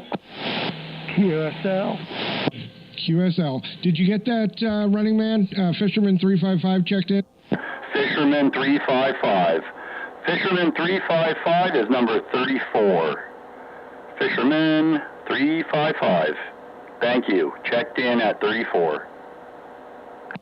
Copy that, thanks.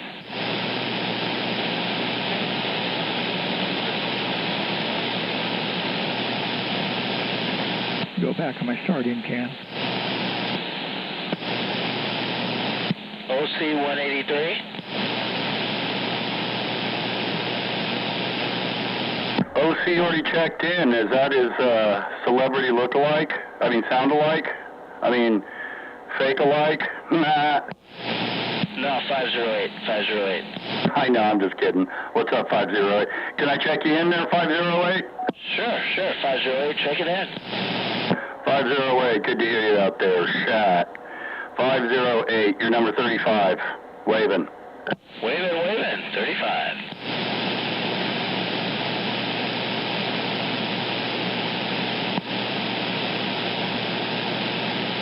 All right, and who wants to be number 36? I take 36, running man. This is Condor Man checking in. Hey, Condor Man, thanks for coming back. Yeah, I heard you earlier. Condor Man, you are number 36. Good to hear you, brother. Everything good in the hood? Thank you so much for doing this for us. Thank you. Hey, you got it, man. You're always welcome out here. Always good to hear you. Good deal. Condor Man, number 36. And Condor Man, are you aware of the CB break? Because we'd love to see you there. If you haven't heard already, it's October 6th. It is at 1 Swan Way over here around the Oakland Estuary at a regional park. If you have a Facebook account, we do have all the information up there and available on both Popcorn and Radio 559's YouTube channel. You need any other information, you know I'm right here in the hood. You can ask me, and we'd love to see you there. Oh, sure. If I am still there by that date, of course I want to go there. Thank you so much. We'll be aware for that.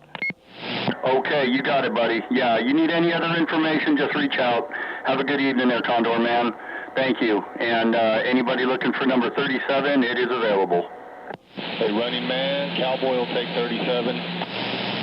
Can you hear Cowboy? I did hear him. So that was Cowboy 357 out there? That's right, Cowboy 357, San Jose, checking in. Roger, copy, brother. Hey, good deal, man. Yeah, so we got you in on the radio tonight. Cowboy 357. You don't have to check in on chat. Right on, brother. All right, I'm waving and tipping my hat. Cowboy 357, you are 37. Thanks, Running Man.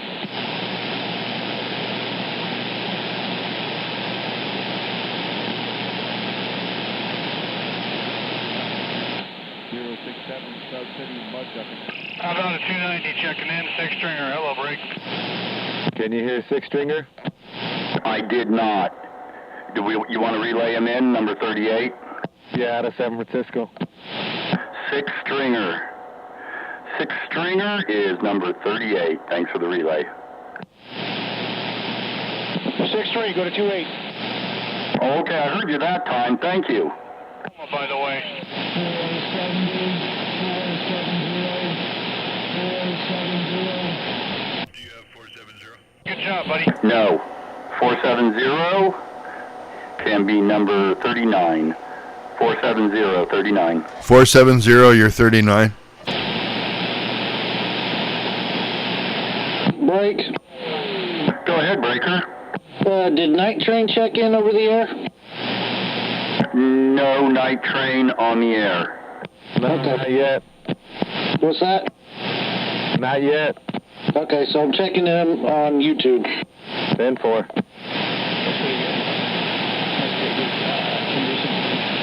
Yeah, I talked to him on the phone a little while ago. He's got a swollen toe, infected.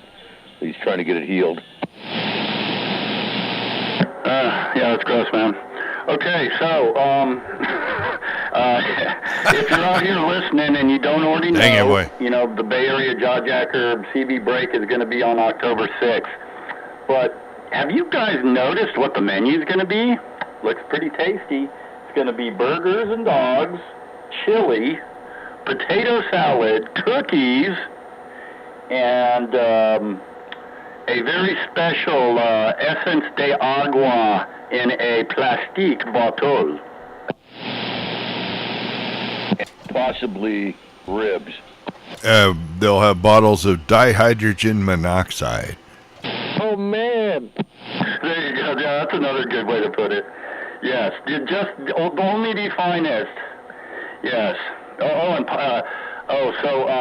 Hover's you gotta bring enough for everybody, bro. So, Hover, you better load that truck up with ribs. I'm bringing 2 racks of ribs. Bring the cow. Was that just for yourself? No. Well, shit, might as well bring the Super Pete, right now that he's out there, the Super Pete special barbecue thing. Does that thing have wheels, Pete? Break? It sure does. So, is it possible to bring it out, or you don't bring it out to play? If we need, I can bring it. Hey, Break. Dude, I'll take a picture next to it. Go ahead, Augie. Absolutely. Hey, Break, you guys. Yeah, go ahead, Honky. Hey, Pete, I thought about asking about that, but unless they let us get it into an access road, unless I drug it up over the top of a rock, there's no way to get it in there. So we're just, at this point, we're going to do it otherwise. Right. Go ahead, 460. So I went ahead and called the Parks Department, and they said absolutely not. We cannot bring anything in along the access road, and we cannot drive anything in over the berm there. So we cannot bring that barbecue. Canceling the helicopter. That would have been a perfect momentum photo. Shit! I'm in the bushes. Well, I'm sure we'll brainstorm up an alternative, or if you you already have there 460, yeah. I mean, if I happen to find a propane barbecue that's nice and lightweight and in good shape on Craigslist for like $100, I'll probably buy one and bring it, and we'll use it every year. Otherwise, there are 4 or 6 charcoal barbecues there, and when I pick up all the food, I can also pick up enough charcoal, and we're going to be there, at 10 a.m., so we can definitely get the barbecue started early. Yeah, I gotcha. Yeah, I guess maybe this would be a good time to ask if any of the organization has a easy-to-move gas barbecue that isn't like bogged down in a yard or in a tight spot, and it can get easily carried up into a truck.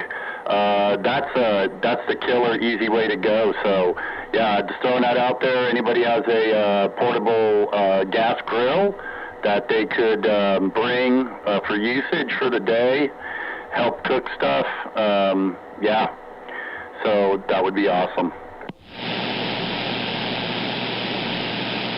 Yeah, no big deal. Otherwise, we can use the charcoal grills there, and I might find one on Craigslist. We'll see what happens.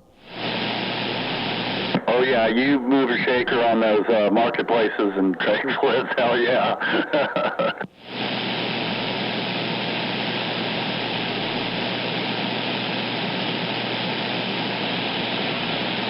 Okay, well, with that, so there's some more good information and discussion about the break.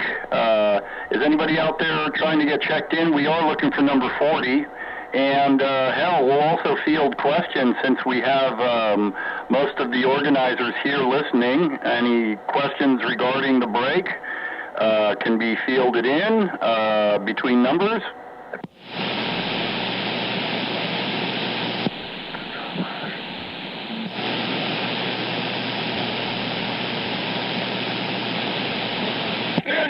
Undertaker checking in. We have an Undertaker. Undertaker, right on. Undertaker has undertaken number 40. Thanks for checking in, Undertaker. 10-4. Roger. Have a good night. You too. Hey, who's picking up Undertaker and taking him to the break? Nobody, because they ain't going. Either way. I already got a roll of carpet and some duct tape. You're going, Roger. Nope, can't go. No. Right. Ain't going. We're going to count on it. We'll have to bring him some hamburgers and hot dogs afterward. I ain't going anywhere. Need all the wrinkle butts on deck. We're going to... Roger. We'll dress up in alien outfits and go over there, and you're going to think you got abducted by the mothership, but instead you're going to the break. Right. You just, hey, Undertaker, do me a favor and just schedule a possible abduction on October 6th. And, just be ready. No, I can't go. I got medical issues.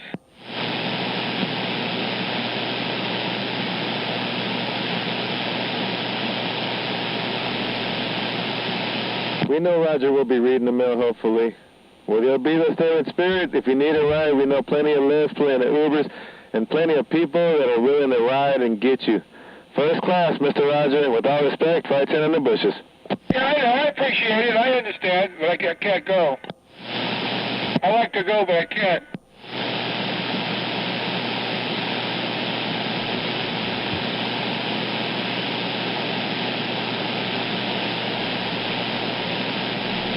Well, we just hit 8:33, and we got 40 people checked in already. Is there a 41 out there lurking, watergating, monitoring? Come on out, key up, get a number. 41. And get your dogs out here, too, to bark. All dogs must bark, all cats must meow, and they will get a number.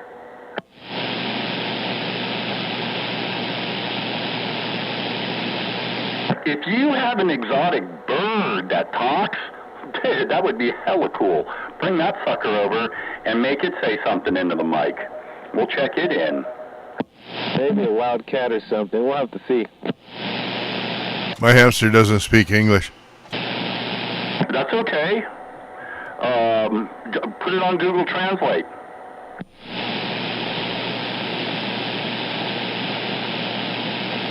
My snake isn't much of a talker either. Now, can you get it to hiss loud enough, maybe? No, all Slither likes to do is eat things, you know. Hey, Huff. Yeah. Get your gerbil checked in. Oh, wait, sorry. Good dig. His gerbil Armageddon. Ouch.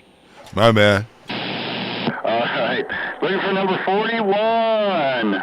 Anybody got a 41? Would you like to check in and get 41? Number 41 available. Poor stinky gerbil.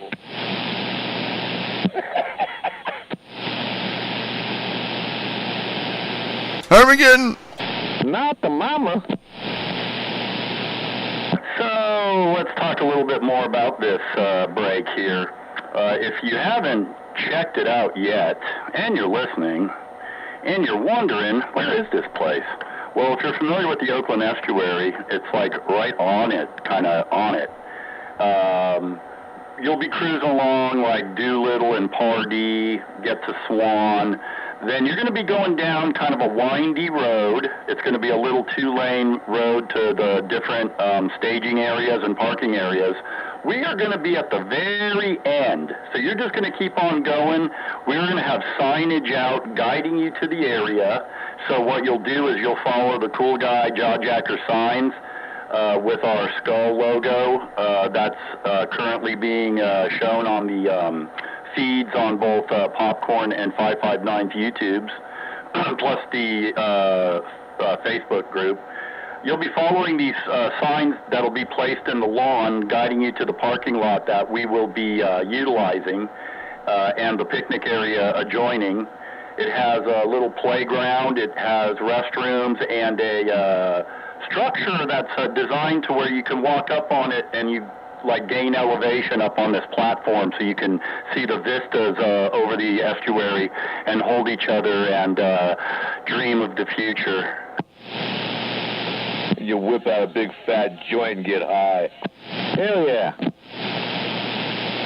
Oh, we can't do that because there's going to be kids. Well, wait a minute. Let them get their own pot.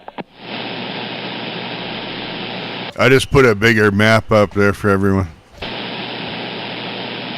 Oh yeah, your maps are great, and the maps and the markups of where to go and the clouding. Yeah, I love it. Do you use Bluebeam? I like Bluebeam. Anyway, whatever you did, it's good stuff here. And so anyway, just a little bit of info about getting to the place. It is a fairly secluded, out of the mainstream area, and is a very nice, family-oriented jogger. People doing, I don't think people will be fishing there that day, maybe. So anyway, that's what to expect out there. And homeless encampments. No, well, let's hope not. I don't think so. It's a pretty nice area, and it's maintained by the Regional Park District. You know, it's got rangers out there patrolling and, emptying trash cans and monitoring bathrooms and maintaining the place. So, we'll just keep the optimism high that it's a nice place, because it's a nice place. Yeah, there's no homelessness over there. There's too much parks and rangers over there. That's a no-go. How about pirates? No pirates. They're over here at the marina. Yeah, well, only when you're there, Cannibal. That's going to be the only time a pirate's there. Wear me eye patch. Bring your parrot and your eye patch. It's warm in the bushes. Yarr, Scooby Dog.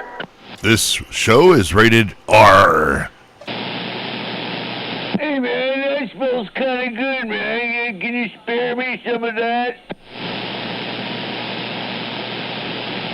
Okay. Anyway, we are having a Bay Area Jawjacker check-in tonight. How about it? 41. We need somebody to fill in 41. How about it out there?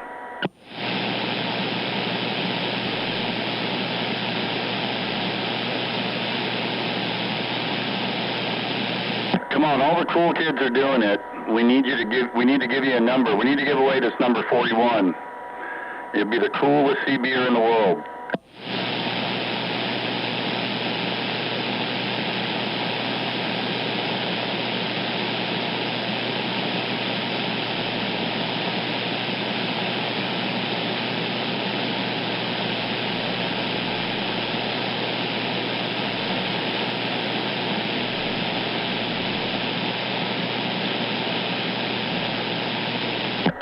Yeah, so here's another little teaser. Boy, we got the coolest stickers that you'll want to adorn your car, the side of your amplifier, your radio, your laptop, or hell, you can put it on your forehead.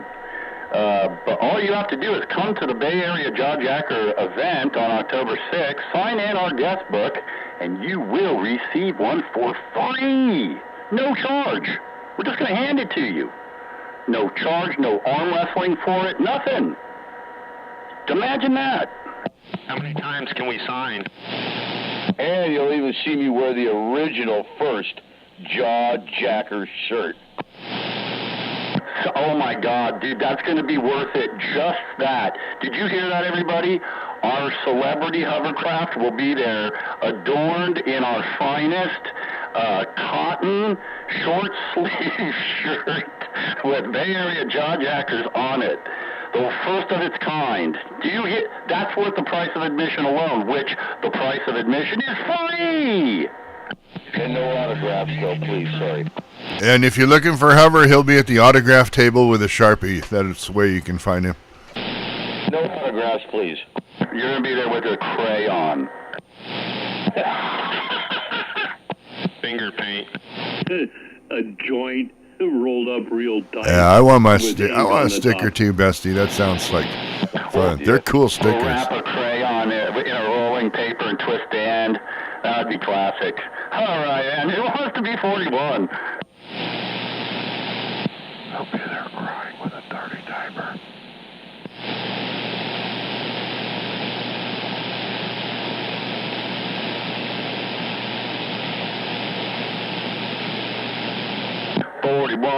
$41. We need to check in on 41. Come on. Oh, it's 8:41, and we need 41. Come on, hurry before it's 8:42.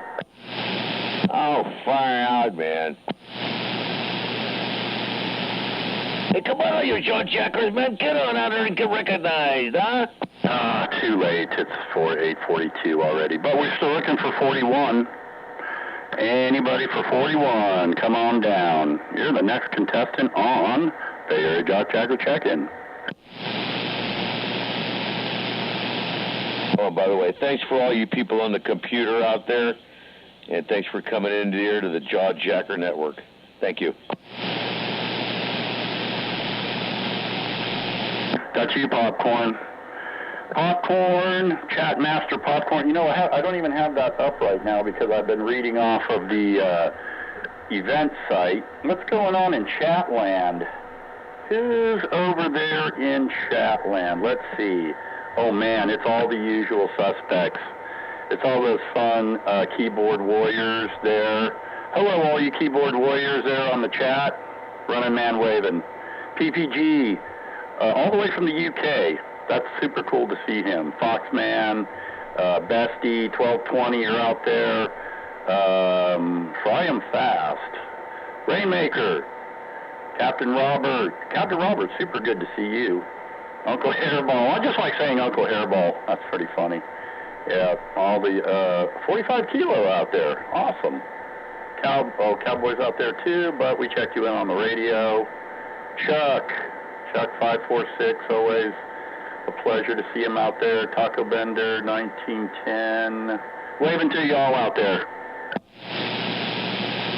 And now, back to the program. Oh, thank you. Yeah, got to keep me on track there, Hover. So we're looking for number 41 still. Please, 41, come on.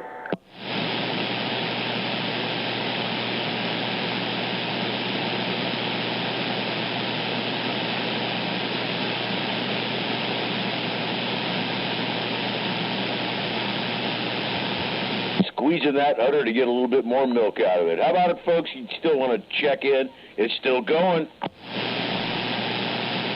Come on, Hover, give me a relay shout-out. Holler and say, anybody want to check in? Bay Area Jawjacker check-in. Relay.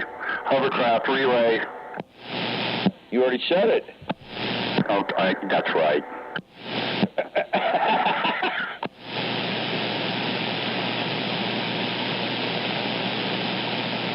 Hey, Hover, go to 28. QSY 28.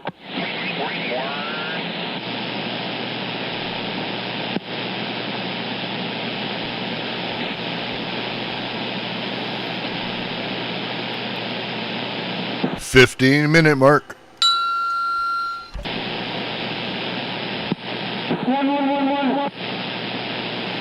270. Did we get him in already? No. 270. 27. No, 27. No, we got 470. I can 270 can be 41. Did you get that 270? No, I can barely hear him. I can hear you fine. You're number 41.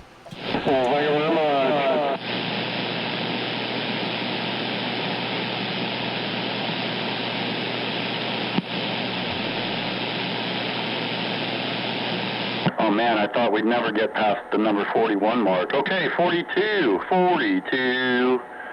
Come on, the secret to the universe. 42.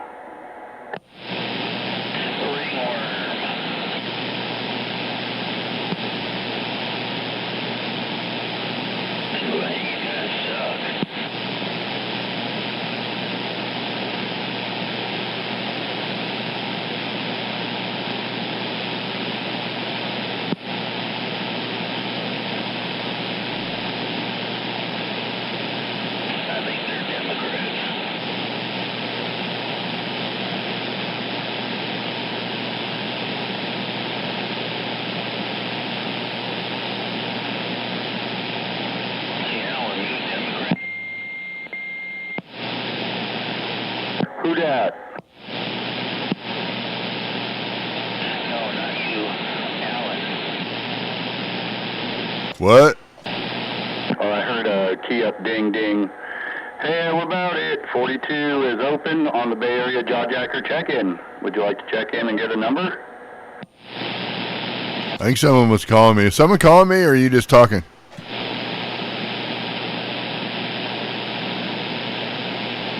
I heard my first name called. Are you calling me, or are you just talking about me?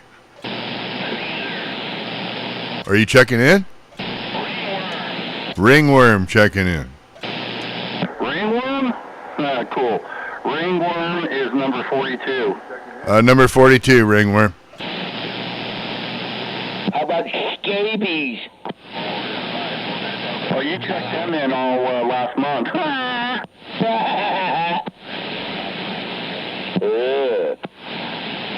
Cootie cream for the win. Captain Cootie. Captain Cootie cream to the rescue.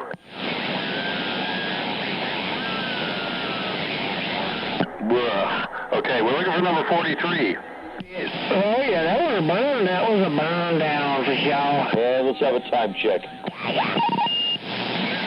8:48. Copy 8:48. Come on, somebody fire up a linear, aim a beam, holler at Running Man. I'm over here in Hayward.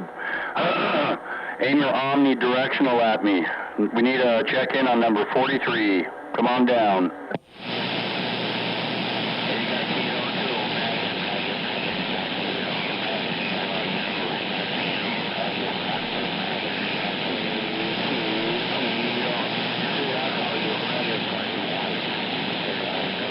Folks, just fire one up Friday and join the roll call. Get a number.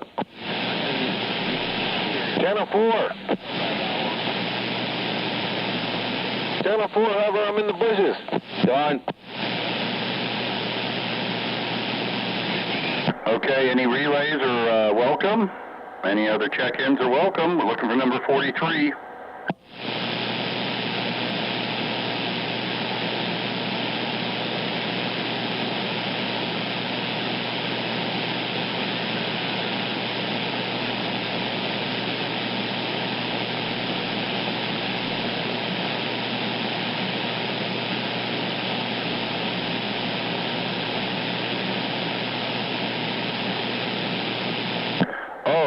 also have preliminary information.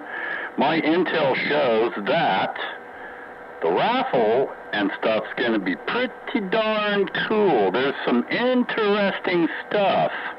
All I'm going to do is give you a teaser tonight until I get confirmation. I can't give you exactly what the raffle prizes are going to be, but it's going to be something electronic, possibly something that plugs in. I'm really, it might be something involved with, like power, electricity. We'll see.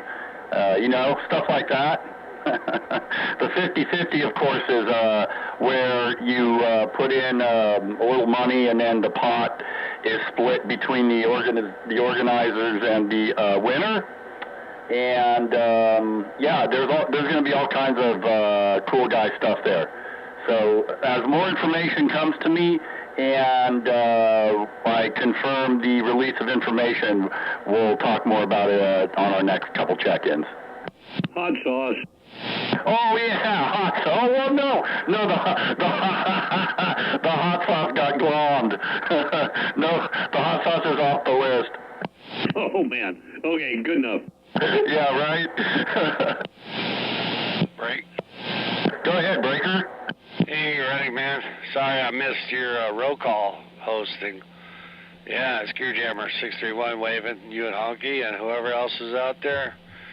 Yeah, hope you guys have a great Labor Day. Finally! Gearjammer, you did not miss it, brother. You are here in time. You're number 43, Gearjammer. Good to hear you, man. Right on. Yeah, 10-4. It's good to hear you too, man. All right, it's been a while, hasn't it? Yeah, I just got back from Alameda. I was out there till about 7:30, I guess, right around there, and then I had a quick dinner, took my dog out and whatnot. But I'm on the radio. I guess I made the roll call. That's great. Awesome, brother. Yeah, man. Yeah. So, like I told you on the phone, if you can't find the info on the Facebook page or on Popcorn or 559s, I'll resend you the link, resend you the address, all that good shit. So just remember, it's October 6th, 10 a.m. through 3 a.m., 5 hours. Just enough time for a meal, raffles, and fun. And then we're going to have a shootout competition of single stock radio division, 2-pill and 4-pill mobile division single antenna shootout. And bring a radiation suit. Oh man, that sounds good, dude. Yeah, I'll probably be using my 2-pill shootout with you guys because my other car with the 4-pill, there's something wrong with, I don't know, something's wrong with the setup. I can't get it. Everybody says I'm squealing, but everybody says I sound good in my Fiesta, so that's got the 2-pill in it. But 10 a.m., you said 10 a.m. to 3 a.m. I think it's 10 a.m. to 3 p.m. Yeah, man, I never can tell. So it's really good. No, it might be an all-nighter, bro. Bring a tent. No, I'm just kidding. You're right. It's 3 p.m. Yeah, 5-hour day. That's all we want you for. No, I'm just kidding. That's all we're going to be dubbed for. Yeah, 5 hours of fun, food, and CBing. And, it's at that nice area along the estuary. It's Martin Luther King Jr. East Bay Regional Park District area there. It's right along the Oakland estuary, off like Doolittle, Pardee area over there. Hey, Gearjammer. Yeah, go ahead. Channel 4, I'm gone. Channel 4. Oh, okay. Yeah, Running Man. Yeah, man. What kind of food are you guys having? The menu is burgers, dogs, chili, potato salad, cookies, and water. That sounds good. Let me jump down to 4 and check out 510. You got it, brother. Good to hear you, man. All right, we'll see you there, and we'll talk to you later. Good night. You guys. And ribs. Oh, yeah, and Hover's bringing ribs. Yeah. Fuck yeah. Hover, make about 8 racks. Put as many racks as you can on that grill. Yeah, man. All right, we're looking for 44. And we're all going to eat Hover's ribs. Oh, man. Rephrase that, would you? Yeah, that's right. It's cooked pork ribs. Yeah. I'll just stop now. 44, looking for 44.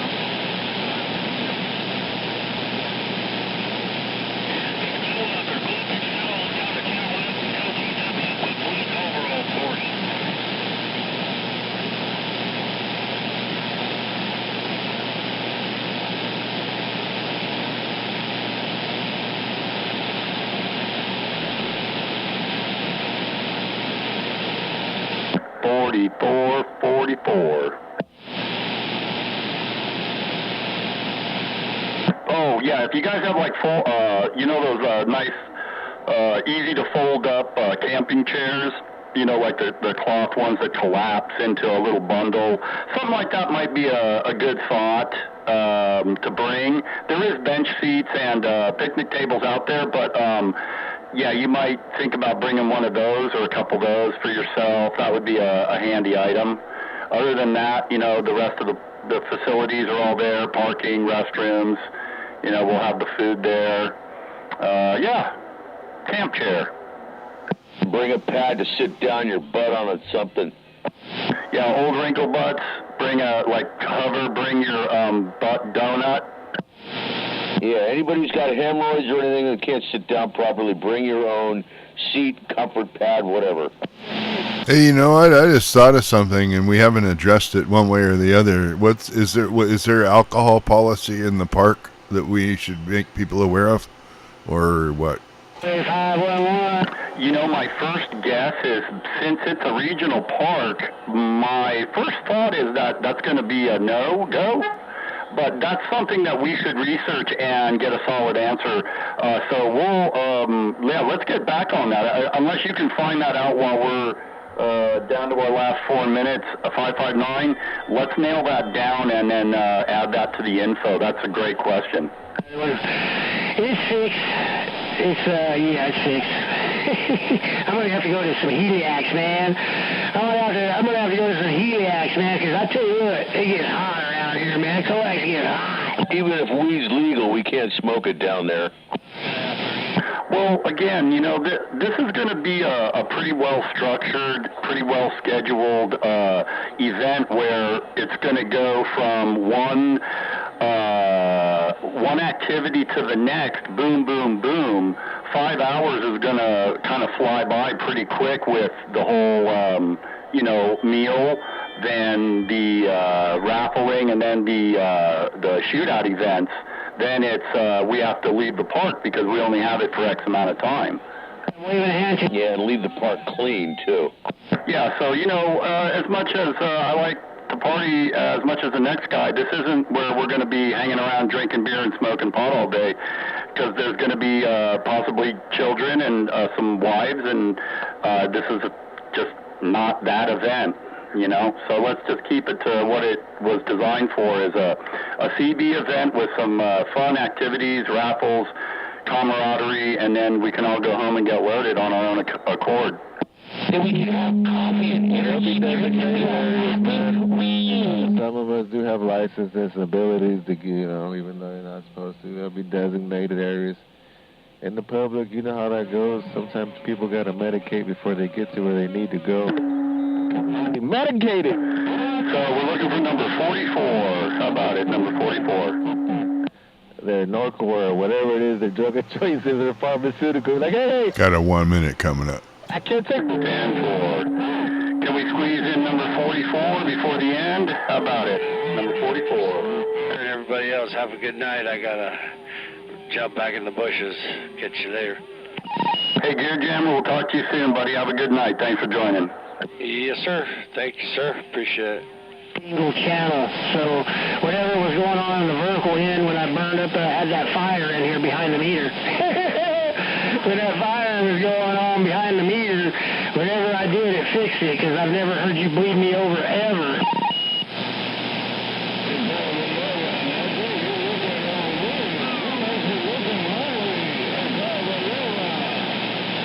Can't get a 44 in there. How about it? 859. Come on, number 44. Where you at, Elmo? You're pegging my needle now. On the stingy needle. You're pegging it out. So, whatever was going on, I see. Funny. Okay. Well, it's been a great night. Thanks for joining us, everybody. Man, that was a really tough competition here tonight for the top 10. So without further ado, I'm going to read off. We got a total of 43 tonight.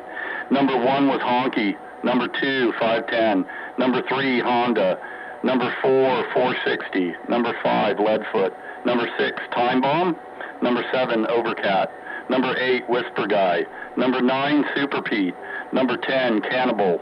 Number 11, Hovercraft. 12, 242 Danville. Number 13, Popcorn. Number 14, 420. 15, Viking. 16, Loose Connection. 17, Well Digger. 18, Super Spreader. 19, 918 Mean Machine. Number 20, 22, ZX Pink. 21, 371 Oakley. 22, 635 Byron. 23, Tasha the Doggo. 24, 941 Mill Valley. 25, Gunsmith. 26, what the heck, Elizabeth. 27, Mother. 28, 223. 29, California Kid. 30, Maintenance Man. 31, 559, Nose Picker. 32, Green Apple. 33, 1220 Golden Gate. 34, Fisherman 355. 35, 508. AT&T. 36, Condorman.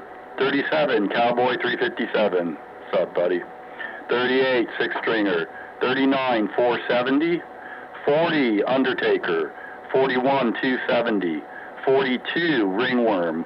And 43, Gear Jammer 631. Good old Gear Jammy over there in San Leandro. Thanks for joining us, buddy. Okay, thank you, everybody, for joining us. What was I going to say? Before I give this over to Popcorn to read off the chat, you will find my handwritten list as a video short on Running Man 693 YouTube channel after the show. Thank you for joining. Popcorn, off to you. Yeah, so we had 28 that checked in on YouTube. So starting off with 526 Colorado, UDX 183 South Carolina, UDX 362 Tennessee, 21 South Carolina, UDX 111 Illinois, Zip Tie Nicaragua, 546 Mississippi, Taco Bender 1910 South Bay, UDX 786 South Carolina, Whiskey Mobile Tennessee, Captain Roberts Nevada. Hey, always praying for you, man. 887 Dr. Jazz North Carolina, Load Smart South Bay, Christie and Carmel 3105 Mississippi, UDX 534 Oregon, MAD Washington, UDX 666 Canada, Night Striker West Bay, Rainmaker Hudson Valley 758 Green Machine Oregon, 188 Snow Beast Fresno, Night Train West Bay, Bestie in the East Bay, 45 Kilo Washington, Hearsay East Bay, PPG in the United Kingdom, 30-06 in Sacramento. That was 28 on YouTube. Awesome. Hey, you know, if we haven't already, I feel it necessary that we reach out and we thank Night Striker specifically on the air and on the chat, whatever, for the artwork. As you can see, we're using that as our stickers and our logo, and it's awesome. So, Night Striker, thank you so much for the artwork, and we really appreciate it. It's badass. Hear, hear. Hear, hear, out of here. All right. You want me to, we'll do the playback of the first, I don't know, how many did you do on the recording before I started? 15. The top 15 are on the recording, and that was the end of the pile-up. All right, good deal. All right, I'm going to start on the stream. I'm going to start that recording as heard from Running Man's Place. Thank you, Running Man and Popcorn. Great job, as always. And I'll start the recording here on the feed and turn down the radio stuff. Thanks, everyone. Thanks, dude. Appreciate it. Yeah, good deal. All right, here, let's see if I can get this thing going right. Hang on. Push a button and some dials. Here we go. Okay, so I haven't gotten any other announcements tonight, so without any further ado, we are at that point where you're going to point that beam, fire up that linear, flip that switch, turn that dial, stomp that pedal, key that mic, modulation to 11. Who's going to be number one?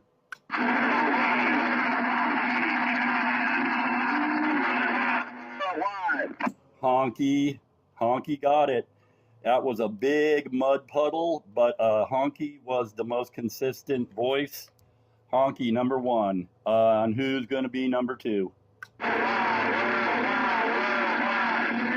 460 checking in. Oh, we're dead.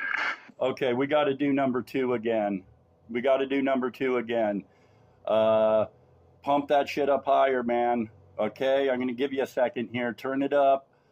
Pump it up. Flip that switch. Who's going to be number two? Come on.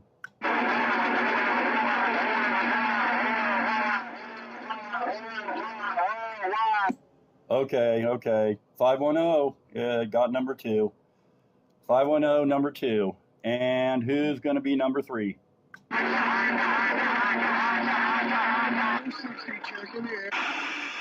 Okay, hang on. We got to do number three again. It's some tough competitors there tonight, okay? All right, number three. One more time. Go.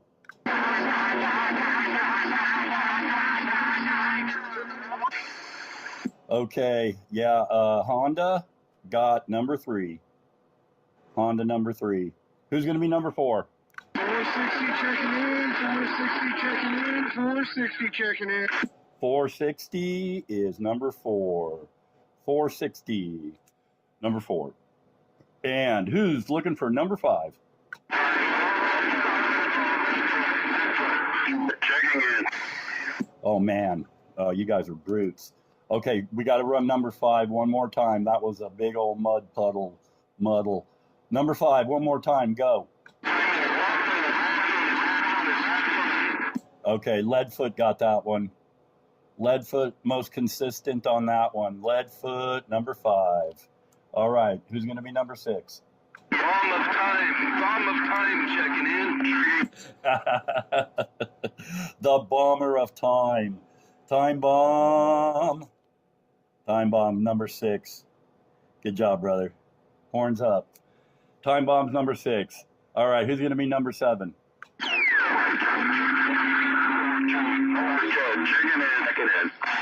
OC Overcat came in with his pew, and his OC Overcat.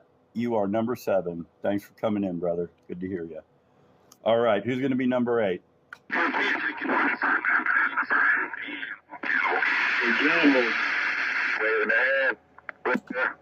Okay, we got to do number eight one more time, please. Number eight, one more time. Go.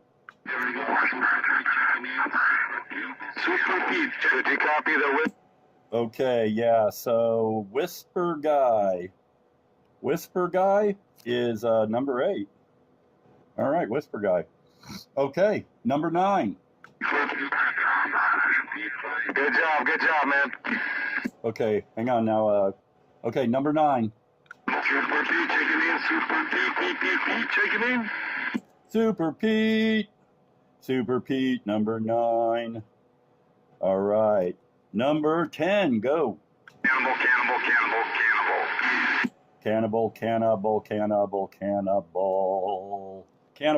number 10. What's up, buddy? Cannibal, number 10. Number 11. Hovercraft checking in. Hovercraft checking in. Hovercraft, number 11. Thank you for checking in, Mr. Hovercraft.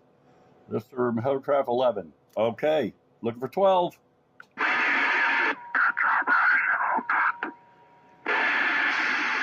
safe out there, Whisper 510 waving.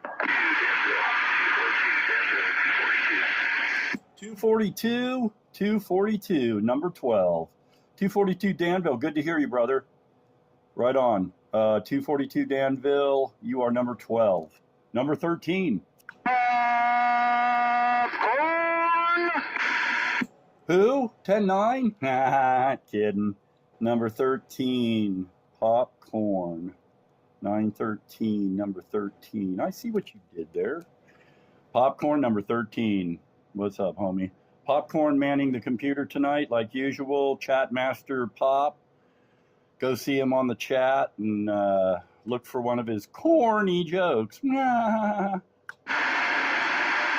And who wants to be 14? I think Mikey was checking in for number 14. Okay, hang on. Let me try to hear everybody I can until I need relay. So number 14, key it down.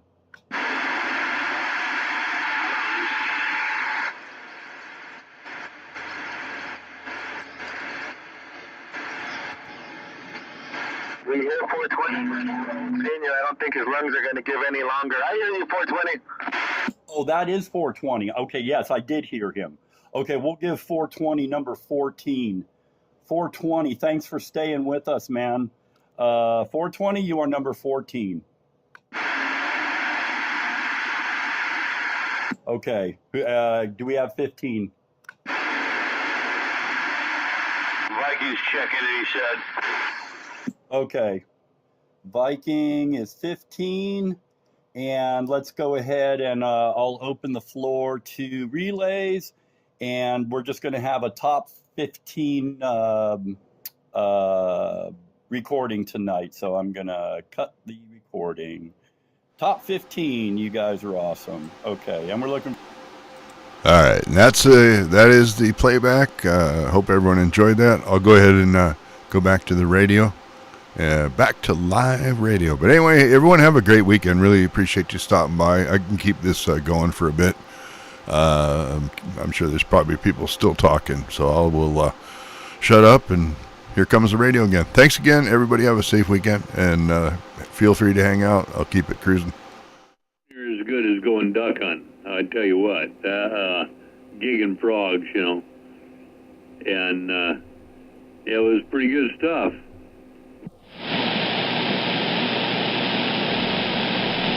Oh, yeah? Oh, man. Sounds like you got a lot of reflection going on. Yeah, we're going to do a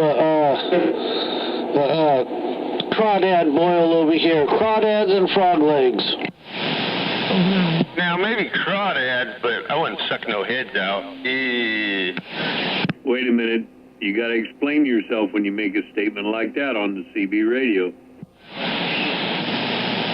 What about crawdad head? Never mind. But hey, Popcorn, down here in what used to be the lake down here by the old the middle school, you know, Cass Valley Middle School, Canyon Middle School.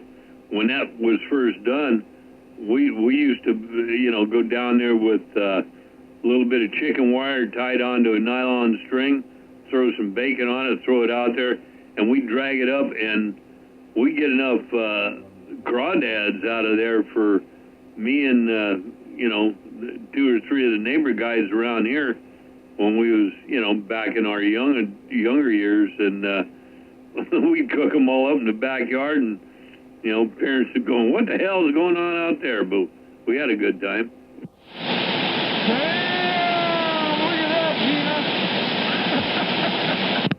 Throw an old bone out there tied up to a string. Them dads, they'd hang on to it. You drag them up, take them off, throw them in a pot, all good, man. And then you could pinch some tail and suck some head. Now that... Never mind. Well, that's how you were supposed to explain it. You had to have the crawdads in there, right? I hope it's crawdad.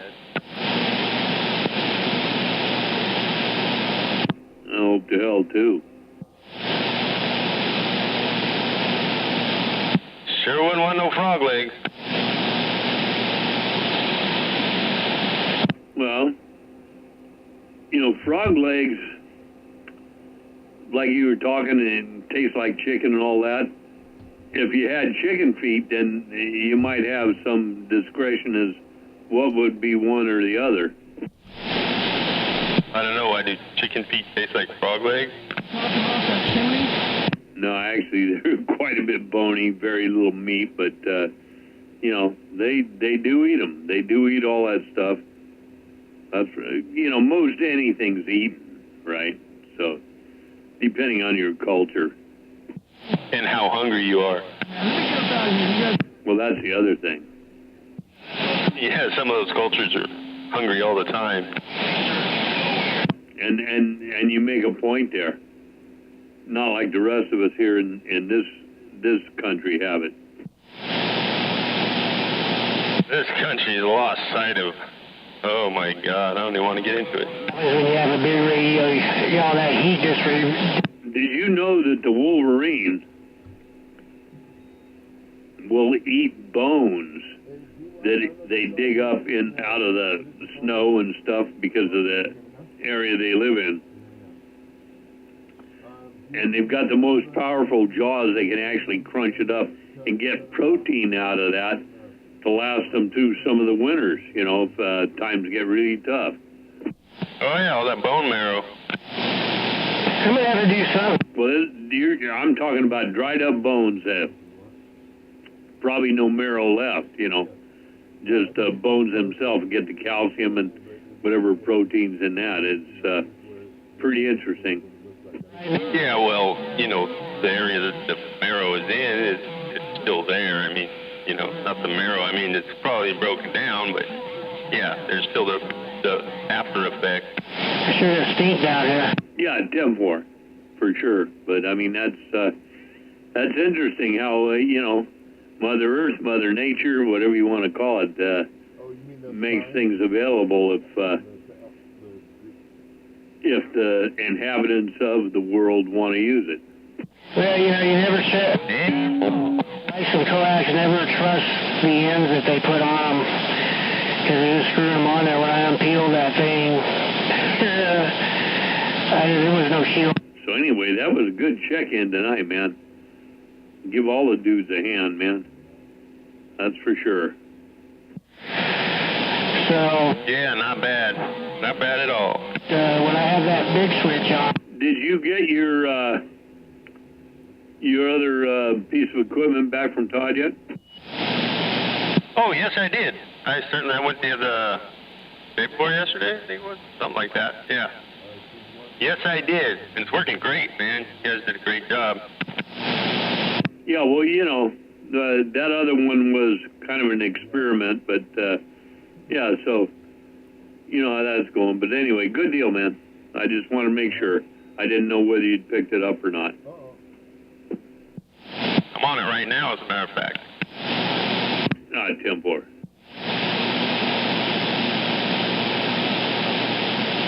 No, yeah, 10-4 on the experiment thing. I was for that, you know. Figure it out. That's great.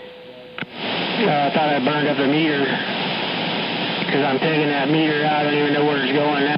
Somebody had too much carbon dioxide. I heard a belch in there. Go break. Down the driver, that was over being a mud duck. On the vertical side going in, caught on fire.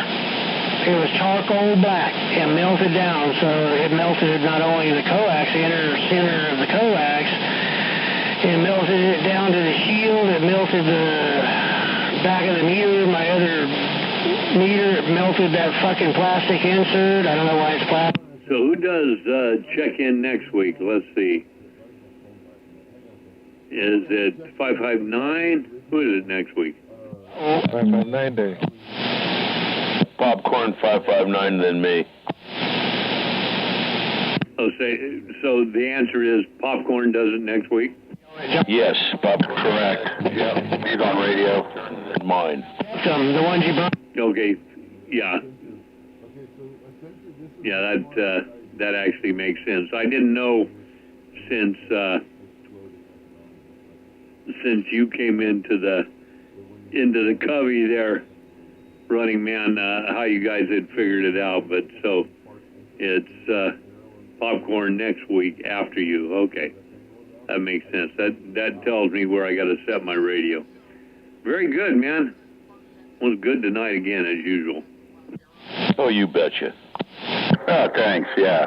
Yep. For radio, the four of us rotate. Hover, me, popcorn picker. Hover, me, popcorn picker. But only on the chat. Only me and popcorn trade off. Because Hover's a techno-tard. And 559 sick of chat. No, I get it, man, and I understand that, and every once in a while you need a break from everything or anything for some time. So I don't have a problem with that, whatever works out. But I'm sure everybody appreciates the fact that Running Man came in and sat in here and doing what he can, because it works. I did not choose. Oh, and it's been fun. I appreciate it. Shit. It's a pleasure to be part of it, man. Yeah. Yeah, thanks again, Honky. So, yep, good stuff. That was a good night. Hope we get a lot of turnout at the event. It's going to be a good day. Can't wait. Bill. I'm down for it, man. That thing is like kid dynamite, man. It works so damn good. It's pretty. It's a cute little box. Yeah, I honestly haven't been to one since the 70s. Yep. I used to go to breaks. We used to go to breakfast breaks, big event breaks, but they weren't like competition breaks back then. It was more of like sales and trading and that kind of a thing, with food and fellowship and all that. I guess the competition stuff started a little bit later after that. Yeah, are you talking in this area? Yeah, yep. Because, we were in Fremont, and we talked to everybody all up and down the corridor, all the way to San Pablo, and all the way up into Vallejo, and, all that big. We would go to breaks, I'm pretty sure they were always within half hour drive. So they were all within the area. I can't remember exactly what town I was, I was a little kid then. Yeah, okay, well, that's cool. So you might have hit some of the, because at that time, you might have hit some of the breaks or the meetings, like you say. At that time, for what we were doing or what I was involved in, the 70s, 80s, even in maybe to the early 90s, but I wasn't involved in that, was it was kind of like what we're doing here. It's turning out to be a break, if you will, i.e., but it's kind of a get-together, shoot the breeze, tell stories, have a good time. If you want to do competition, do that out in the parking lot, but other than that, just have a good time, man. And, I talk to you, and I tell you, you know what I'm saying. Oh, yeah. Yeah, in fact, my best memories are like, okay, so my mom talked to like hell of people all up and down 17, the Nimitz it was back then. So we would go to these breakfast breaks like at Denny's or fucking, what was the other chain back then? Another big chain, like Brawley's or something. I can't remember.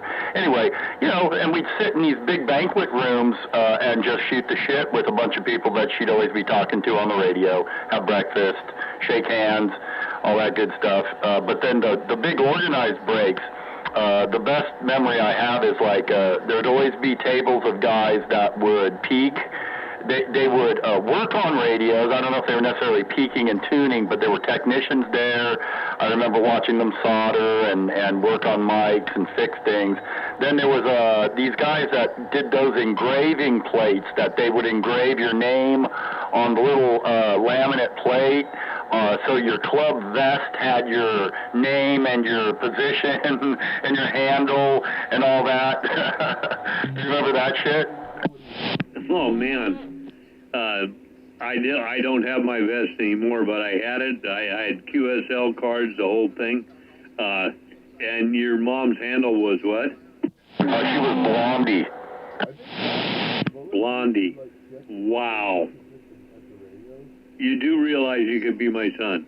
Oh, that old man. Where did the tall gene come from, though? It was Mom.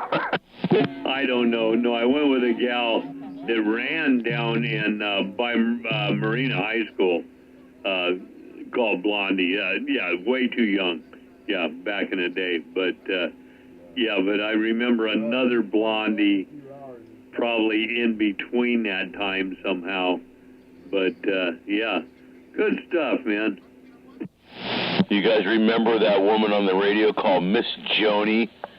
Dude, my mom and Miss Joni were buddies. I do, because I used to run all up and down the Border Valley, and I would hear her early in the morning too. She put in hard work. She was out there in Brentwood, her and her husband. Yeah, my mom and her were friends. My mom met a surprisingly large amount of people, and and then knew them in real life as well. I talked to your mom, Running Man. More than likely, Hover. Yeah, she used to run the corridor in her big old Buick with a big old giant antenna on it every morning, driving to Brookside Hospital where she worked, San Pablo. Oh my God, I remember that. I used to go by Tricky Dick. Uh-oh, and not another baby. Oh shit, Homer's got all these missing kids. Son of a... Oh my God, she knew me. Homer, are you telling me you could have all these mud ducks as your kids? Honest to God. I used to see what you started running, dude. I'll be back. No, it's pretty funny. No, if it's true, it's really awesome. So the whole Miss Joni thing, that's a telltale sign. Only total old wrinkle butts know Miss Joni. I met her. I also met Miss Governor, the King of California, the baddest suburban around Oakland. I'll tell you what. I used to talk to Miss Joni every day when I was going out to work.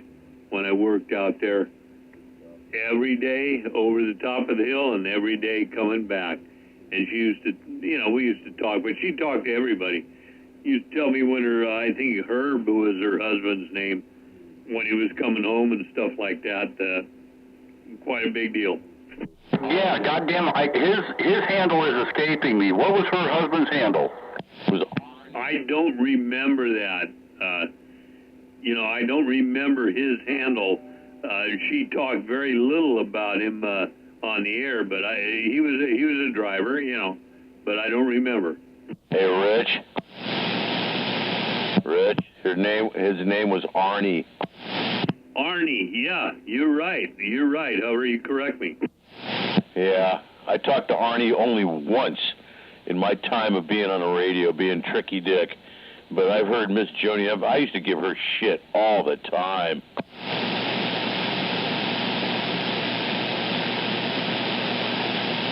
Taking the 29 driver, 10-4.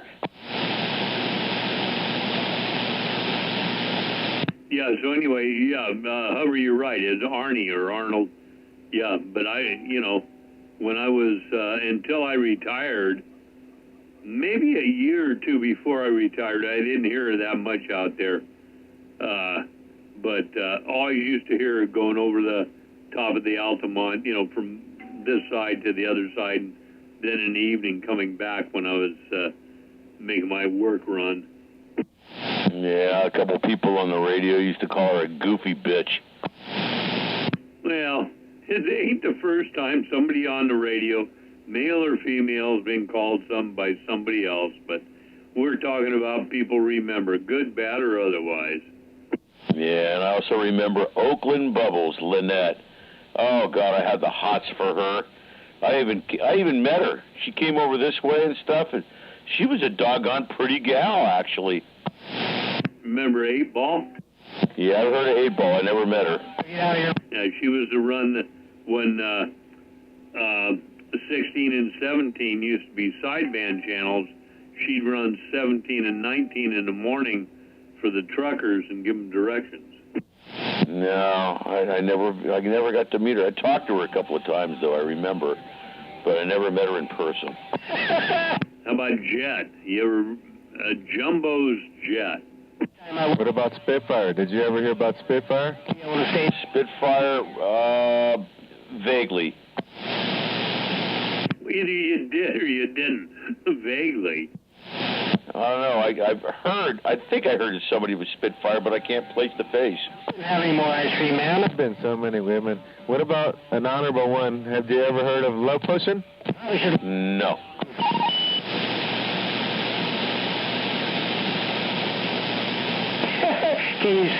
We had, what'd you say there, 5'10", Mud what? Mud Pussy? What the fuck? I didn't say that. I don't know who said that. That was Hover that said that. No, there was Mudcat. There was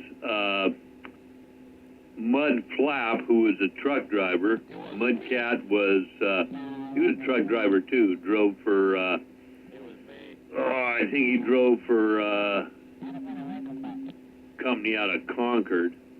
But, yeah, a lot of different muds around there, that's for sure.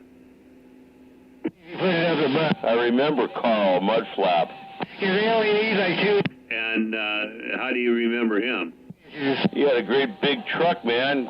Came down my street, parked in front of my house with it. Yeah, and so what kind of guy was he? What did he look like? Kind of heavy set, Carl, kind of goofy. Heavy set ain't the word. He went four bills, if nothing else. He could sit down at the Cherry Pit, if anybody's San Leandro, Oakland knows Cherry Pit, what used to be there, and polish a couple of breakfast plates off with no problem at all. He's a big dude, man. You remember Karen Cherry Delight? I remember Cherry Delight, yeah, but that was something different.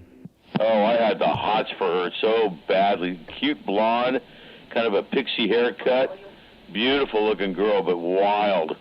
You just wanted her, Cherry. That's the whole thing. Hover had the hots for any gal that actually met him eye to eye. So we understand that. That's okay. I had the hots for a lot of gals, and I got laid a couple times from the CB. Well, good for you. Damn right it was good for me. Was it good for you, too, when you got laid? What the hell? I don't know. You know, I was taught you don't talk about your women in the bars or in general discussion like CB radio and stuff like that. So, yeah, I don't know. I ain't into that, honky. I agree with you there, good buddy, because that's the truth of the matter. Better keep them out of my barn. You better keep your paws on my barn, boy. How do you get laid through the CB? What's that? Loose. How do you get laid through the CB? Because you meet them up. Ask him. It's an electronic thing, Popcorn. You got to have the right module putter. Like internet, bro, so you would actually meet up. Something back. I'll send you a picture of. Hey, Popcorn, to get laid through the CB, you got to have the right module putter. Oh, man. It happened. No lie there. I'm a witness to that type of shit. It happens. Hey, 510, you don't want to be a witness to nothing that Hover did. What's the matter with you? No, not I did, but I know these stories, and I know that that type of shit can happen. I've had my own experience in a different way, in a different city, and any city I go, so I know anything is possible with any kind of woman. Curiosity kills them. Nah, motherfuckers, you'd be surprised what a voice can do to them. Woman, man, any type, yeah, it ain't no different than anything else.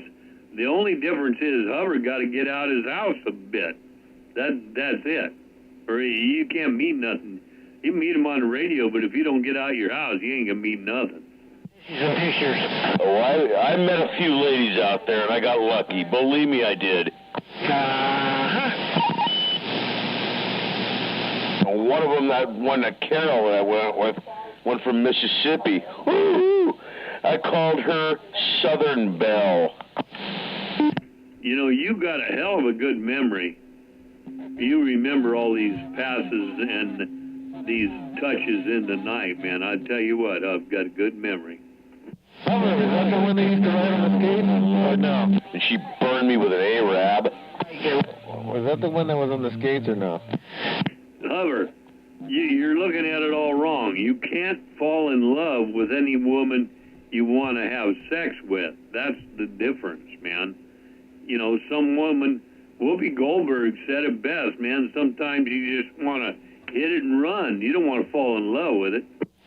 Yeah, what was that, 510? I said, was that the one that rode the roller skates? Yep, that's the one that I did the roller skate. Yep, right behind the school in San Carlos that day. Oh, my, well, actually, it was almost like nighttime. It was like getting dusk. But, yeah, I was on rollerblades. She was on rollerblades. And, well, yeah, it happened. We'll just put up that 7-element Yagi. Hover on rollerblades. Oh, man. Oh, yeah. Oh, the time it hit. I was like, wow. Was it doggy? Let's put it this way, man. We were rolling along doing it. What? You guys are locked in? Oh, yeah. It was fun. Machi today. Was that a bunch of crock? Where's the bullshit guy? The whisper guy came out. The other guy came out. Where the hell is the bullshit guy? I could have put that story in Hustler magazine and made $100. I don't know what Perfect time. And it happened. It really did happen. I was taking a piss. I had to take a piss real badly. And she goes, oh, you could take a piss here. How about taking a fuck? I'm like, okay. Oh, man. I know. I still have him. Oh, she was a horny little girl. Oh, my God, she was horny. I never seen... And you guys did it while you were on roller skates? On rollerblades, yes. Wow, man. I could barely do it in the backseat of the car, man. You were on rollerblades doing it? I was 25 years old, 25. No, you were doing the nasty while you guys were rollerblading? Serious? Yeah, in the back of a school up in San Carlos at nighttime. Well, it was almost nighttime, but yeah, it was... I'll never forget that. Oh, God, that was so nice. Wait. Were you still rolling? Well, yeah, rolling around a little bit here. Yeah, standing up. No, you muttonhead. You said you had skates on. I'm trying to figure out, were you like, you guys were rolling down on skates and you were doing it while you were rolling? You might say that, yeah, a little bit. Just, you know, about a mile or two an hour and stuff. Just, yeah. Breaker? Damn it, boy. What was she doing? She was, I got you. She was skating in front of you and she was holding on to your junk and you were like a pull toy on wheels. I'm out. Like doggy style standing up, though. Oh, shut up, the two-rack. I'm not joking about this. I'm telling you straight up. She wanted me to fuck her on roller skates, and I did. Designed it? That's some freaky shit, dude. I know. I could have written a thing in for Hustler magazine and won $100 for it. Oil-filled capacitors. I could have, but I didn't. Kick the breaker. Right me now. Quick. Was that those Power Ranger roller skates that I seen you in? That chick was... Wow, what a body on her. She's beautiful. Long, golden, blondish hair, like a brownish golden. Oh, man, 5'2", just green eyes. Beautiful gal. Off I thought I was on heroin. Was she petite? With a little smile on her and that southern accent. Oh, honey, you do me so good. What kind of animal? Oh, I fell in love with her so badly, though. It was, just sickening in love with her. Hey, what do you call how'd you find her? She moved to Nevada. No, I said, how did you find her? On the CB radio. Oh, yeah, cool animal, man. That's the way to go. Cool. I had one of my neighbors that had the CB going and stuff, and his sister was talking to her. And he says, hey, why don't you come on down? There's a guy that sounds like you want to be interested in him. Oh, cool. And I met her that night, and took over, man. A couple of nights later, oh, dude. Yeah, I gotta forget this. It was so good. You know what, Hover? Don't feel bad, bro, because I know not people that just said it and quit it. I know people that have actually gotten married over the years like that, dude, fucking around and ended up getting married. She had the face that was so gorgeous, so pretty that, I was kissing her. Oh, man, I couldn't stop kissing her. She was so beautiful. Damn, she was a porcelain doll. I'm in the bushes. Yeah, making love with her was really good, too, but there was one problem. She gave me syphilis. I had to go get some shots in the hip. Oh, no! She was a blow-up. Yeah, syphilis. When you start burning out of your pee-pee. Oh, God, that hurt. Oh, shit. He was a straight tramp then. Try to liven up the frequency tonight of some real live shit that happened to me. So I hope you enjoy it. Live and uncut, the Hover edition. Oh, yeah, this is uncut real. You can't handle it, then go to another channel or go to bed. Hover, it's Honda. I'm just wondering why you don't write romance novels. Well, don't I have goggles? Why don't you write romance novels? Romance novels? Well, you know what? I do poetry and stuff very well. I could do romance novels, but I'd really get into it real good. I used to have a friend back in Indiana, Story Bear was his handle, and he wrote XXX romance novels. Yeah, I can figure out a few dirty things, dude, that'd make you get wet. Hey, Hover, let me interject here, man. I got to write this down. So now you can do poetry and novels? Okay, I got to write this down on the Hover, the Hover biography, man. Don't forget to put the skates on, and skates are already on the list of things Hover can do. She was supposed to meet Milton Berle for the Golden Poet Award. I took after my mom when it came to poetry. I'm very good at it.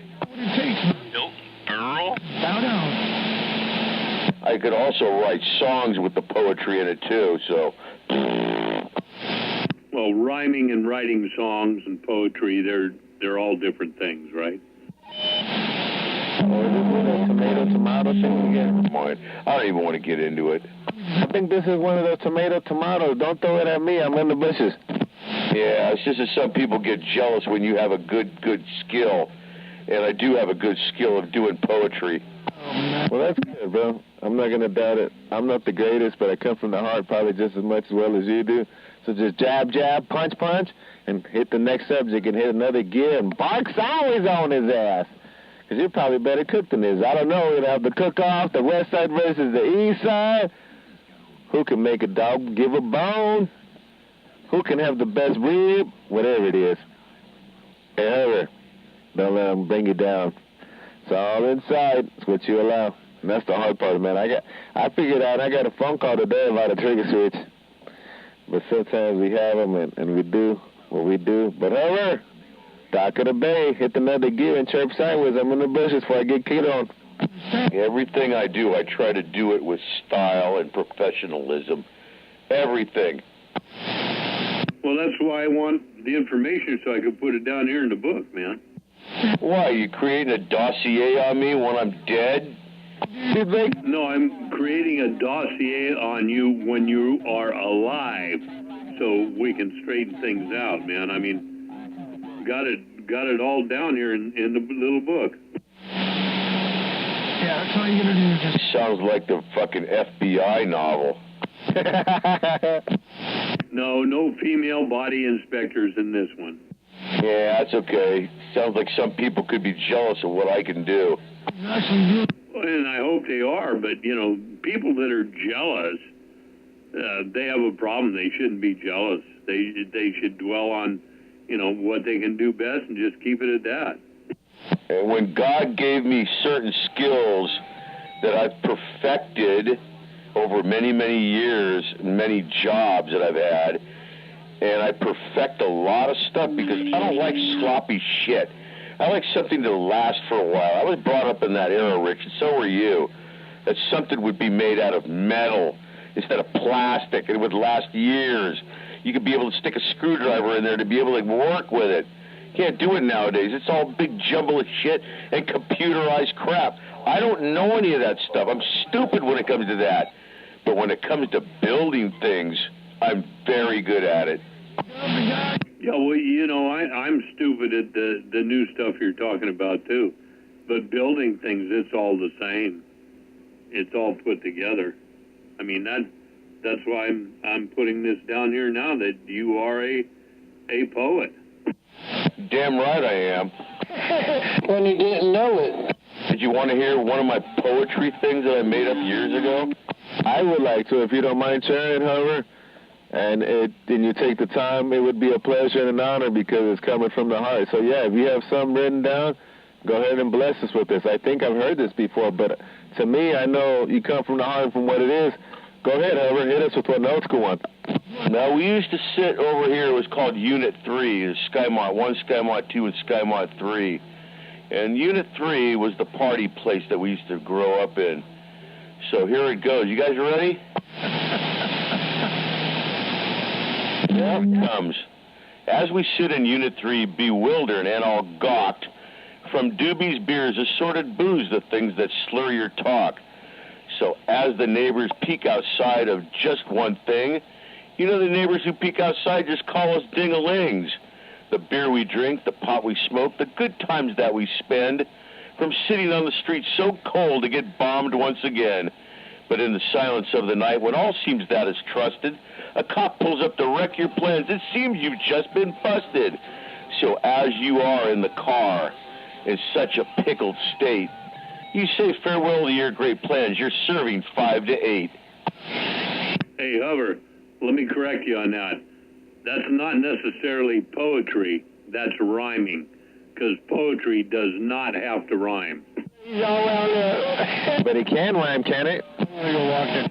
To a point. Yeah, to a point, and it's not repetitive.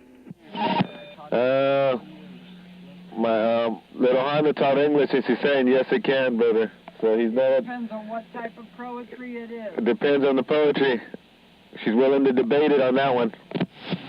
Yeah, and she's got it right. It depends on the poetry. But poetry and rhyming are two different things. So, and they're actually two different areas if you look back into the older stuff.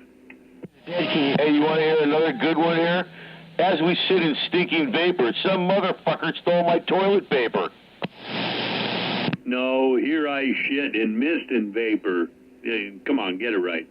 Those are limericks. Exactly right. Limericks. The other side that comes in with poetry and not, or with rhyming and not poetry. Anyway, so I got 3 more on the book for you. Damn it, boy. You're doing good. Yep, I'm a professional hovercraft pilot instructor. And I do a lot of things with my hands because I have very good manual dexterity. And let's put it this way, I work very, very well with metal products, wood products, and anything if I have the right tool. Yeah, I'm a really good driver, see. If I don't have the space, I'm limited. Yeah, don't come up with excuses. Gym instructor, solar tech installer, Chevron station worker, barbecue pit master, botanist, expert astronomy, moon is hollow. Let's see, did concrete work but doesn't know how to mix. Expert on drums, pilot and instructor, geologist, cosmetologist, Barbara Flowby, marine world, care for monkeys and camels, hovercraft, trained horses, vet assistant, mixologist, pro food taster, auto detailer, poet, dramatic author, and rhyming MC. Man, you've done more in your lifetime than most people could dream about, dude. I give my hats off to you. I got paid very, very well when I was detailing at San Carlos. I got paid very well, guys. It's hard work, but the pay is very good. In 1980, it was good. No, it's still good right now. I know old men that do that, man. Here at the Hayward Airport, the private airport are running, man. It's about $2,000 a wash. So you guys all see my pickup, right? Not to wash the airplane. When you take it to the wash rack and you have the guy drop it off at the wash rack for 4 hours, and you're under this scraping the belly of that thing with all the crap on the empennage and all around the cowlings and stuff where the exhaust is, and you're working your ass off, you get it all nice and clean and shiny and sparkly, and the guy starts opening up his wallet, and you're going, ooh, money. I'm going to go buy me some beer, go home, and go get drunk after this, because I earned it. What the hell are you talking about? They don't use... Oh, never mind. What does who not use what? I was just going to ask you, what do you think it costs to detail, like, let's say a standard size vehicle, full detail, inside out, engine compartment, undercarriage and everything. What do you think that costs to full detail? In other words, that thing's better than it came off the showroom floor. What do you think it costs? About $275 to $325, roughly, depending on how dirty it is. If you can do that, if you can do that and think you're making money, you better go back to school, because they're getting over $1,000 to $1,500 to do that, and that's at the lesser places, Hover. Hover, you want the job? They're getting about $2,000 a plane, buddy. For a detailing an automobile, you get that much money now? Fuck! Yeah, like I've been trying to tell you, and other people have, you're behind times. You're talking about the plane. Nobody goes under there and scrapes anymore. They have machines that take care of this. You have to have Super P, but I know at the end of the month, that shit's about $300 to $500. I don't know, bro. Some detailing shops, they charge expensive. When I detailed out a Cessna 175 or a Skylane, 4-passenger, high wing, 175 to 200, depending on how dirty it was. I would escalate the price if it had a shitload of bugs all along the leading edges and a bunch of shit under the empennage, under the belly. It's called cosmoline. I don't know if you guys are familiar with the stuff called cosmoline. Yeah. It is a nasty... Cosmoline is different. Sticky shit, which is hard to get off. And I used to use my Simple Green full strength and my 1800 wouldn't touch cosmoline. To get... Not even. And what's cosmoline doing on a plane? Was it being packed for shipping or storage? Hover, give it... Hey, Hover. I got to tell you something. Cosmoline was never on any planes unless you got them maybe out of World War I or World War II, and they were stored away, because that's exactly what cosmoline was. Well, wasn't exactly what it was built for, but it was to keep stuff. It was to keep stuff from corroding. It helped from getting bumped around in shipping. You never pulled any cosmoline off anything you did. Not in your area. Era. Come on, man. Everybody keyed on you there, Honky. I couldn't hear a word. That's how you knew it was me. I got it. No problem. Oh, well, that's a waste of breath.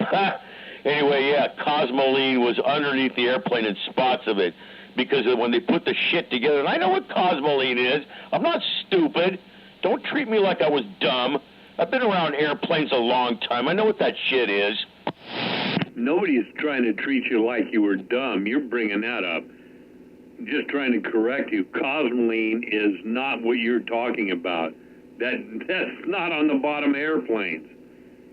It was on weapons and stuff, like shipped weapons in World War II and before that, so they wouldn't corrode and get... And if they did get banged together with less of a shock, that's why all the the military people had to clean their guns and everything and before they ever used them. It's a sticky, gummy, oily, protective surface type of an oil. I know what it is. And some of it was on some of the airplanes because it's oil and wax. And they put it together with some of the cosmoline. It's oil and wax that's it's corrosive preventative. Hey, but getting back to detailing, that's really curious that you were detailing airplanes for a couple $100, because in the 80s, when I was detailing cars, a full detail buff and wax interior shampoo and an undercarriage spray was $199. Fuck, you're kidding me. No, $199. I worked at Red Carpet Car Wash in Fremont, and I did the buff and waxes and shampoos and all that, and detail shop was cool, man, when you were a high school kid. So, $199. We'd put your car up on the rack. We would degrease it with an industrial strength degreaser that came from, P&S Supply, that supplied all the chemicals to the car wash. Pressure washer, rain suit, and a rain hat, and you got under there, and first you bagged the ignition, because most everything had a rotor cap and shit. So you bag the ignition, and a lot of times the carburetor and the air cleaner on top of old muscle cars and stuff. Spray it all down, clean the bottom, do it all. Yeah, $199 total out the door. You know what, Running Man? I never did the bottom undercarriage of the car. Never. It was only the top section of the car, the paint, and getting the stains out of sometimes the seats, with simple green and a wet dry vac and a spray bottle with clean water, and doing it that way and vacuuming it all out. Nothing like what you were saying by going underneath with a rain suit on and degreasing it like that. Fuck. No, what? That's $199. That's cheap. Yeah, but the difference is what it is now. 2, 3, 4. So, first of all, I had one of those chain-driven car washes with all the whirly scrub brushes and all that. So you had the usual vacuum line, pre-wash, and then the pull-through wash, and the big old blow dryer at the end, and then hand dryers. So first, the car would get washed. Then it would come back to the detail shop. Then we'd buff and, we'd go straight into the bay, put it up on the rack, do the degreasing and undercarriage. Then you'd run it through the car wash. Then you'd buff and wax, do the interior, and then collect your fat tip and deliver it out there to the parking lot. And the homeowner would be all hella happy. Yeah, they put the Hawaiian black magic on the tires, make them shiny. Oh, all that. Tire dressing, interior dressing, floor mat, polish, shine, dressing. Oh, there's a chemical. There's a chemical to make every plastic part of a car look great. You know what I used to use? A camel hair. When you get a chance. A smaller one, and then a larger one to get inside of the vents, while you're using your wet dry vac to suck all the dirt and shit out. I'm sorry, were you talking to me, Honky? Yeah, when you get a chance, go ahead and finish with Hubbard. Just give me a shout back when you get a chance about protectants. 303 Protectant, the best. Oh, yeah, no problem. Yeah, we used a whole bunch of different stuff. Everything from old Simonized wax. We had a fast wax to just give you like a quick shine if you were taking your car to a show or something, or going to go cruising. I could do the power buffing, cutting out all the oxidation.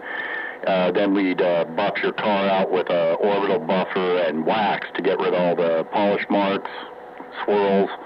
Yeah, we were really good. I was taught by a really good dude. And then we'd put all those different dressings on, all that good stuff. Yeah, Honky, so you got what do you got about the protectants? Okay, and I think I might have talked to Hubbard about this before. Formula 1001. And shipping name, combustible liquid.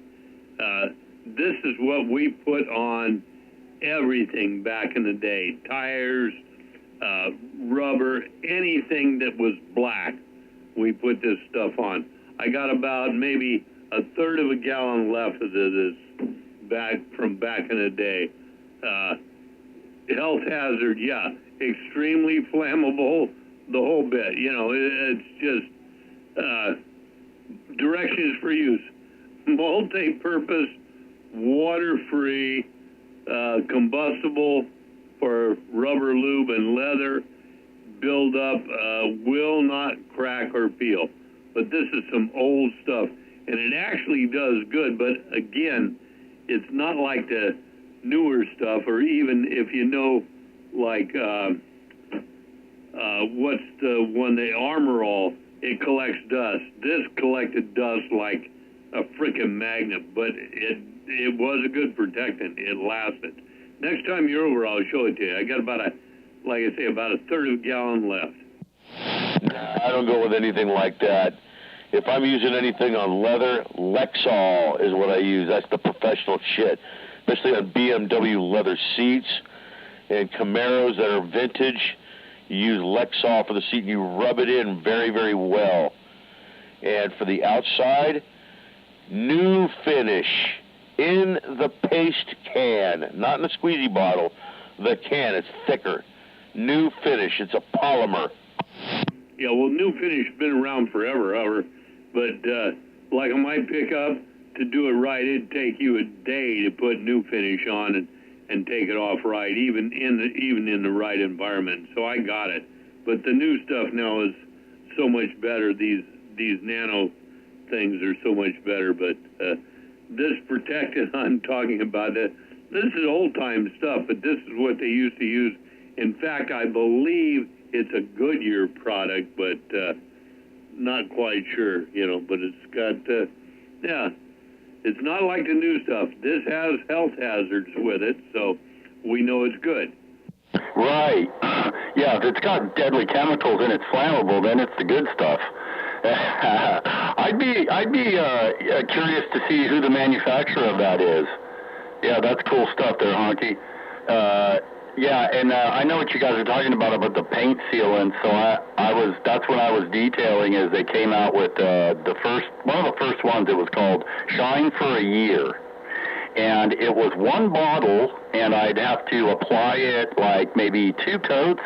You basically wipe them on, buff them off, wipe them on, buff them off. All has to be done by hand. Very time consuming. But yeah, Shine for a Year, that's a paint sealant, not a wax.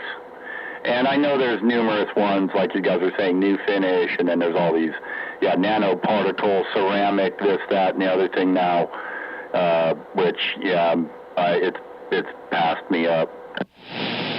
Do you remember Ming Finish? Ming Finish? It doesn't ring a bell, but yeah, uh-huh. Yeah, it came out of Stockton. There was a place up there. I don't know if it was connected with Boyd Coddington or not, but I know he used it a lot. He's a big hot rod guy, but you could go up there once a year for, I think it was like $700, and they would Ming Finish your car, and all you'd have to do is wash it with water.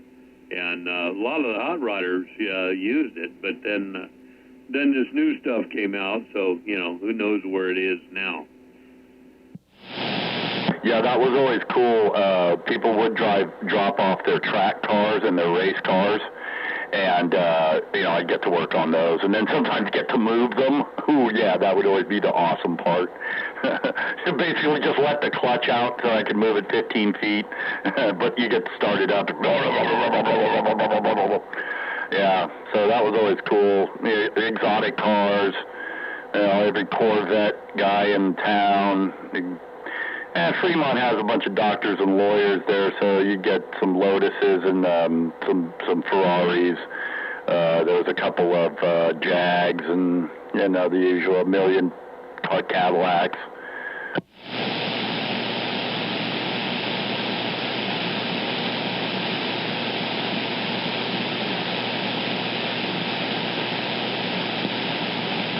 But anyway, yeah, that's all good stuff, man. I was going to the doctor's this morning, and check engine light came on the pickup again, so I got to take it back to the dude. So got to wash it up tomorrow or Monday or something. Probably do it Monday when nobody's working anyway, and I'm watching races and stuff like that. But it was good seeing you today, and all that stuff came together. That was pretty good, the dude you got that stuff from. So all works out well, man. Yeah, you too, brother. Yeah, it was, man. Yeah, good deal there. Good place, quick turnaround. So you got the scope hooked up? No, not yet. I didn't want to do anything major tonight because I got to move some stuff around and get in the back of everything. 10-4. Well, let me know for sure. And if I can't help you, we'll go up and see 460. Exactly, thanks. Yeah, you know what? I might hit you up for some more. I'm going to see what kind of configuration I can make with the connectors and, see where I can tap into. I might still have to get a little sampler fitting, and then I'll be in business. I haven't tried the one point on the back of the radio. I got to try that first, and then I'll go from there. Yeah, I'll be careful with that. Like I say, I would have already made up that one RCA connector and then split it, but I don't know on that 2995 where they're picking that up at, so I didn't do that. We'll let that be up to you. But you've seen the coffee cans, got plenty of connectors. Yeah, I like that. 10-4.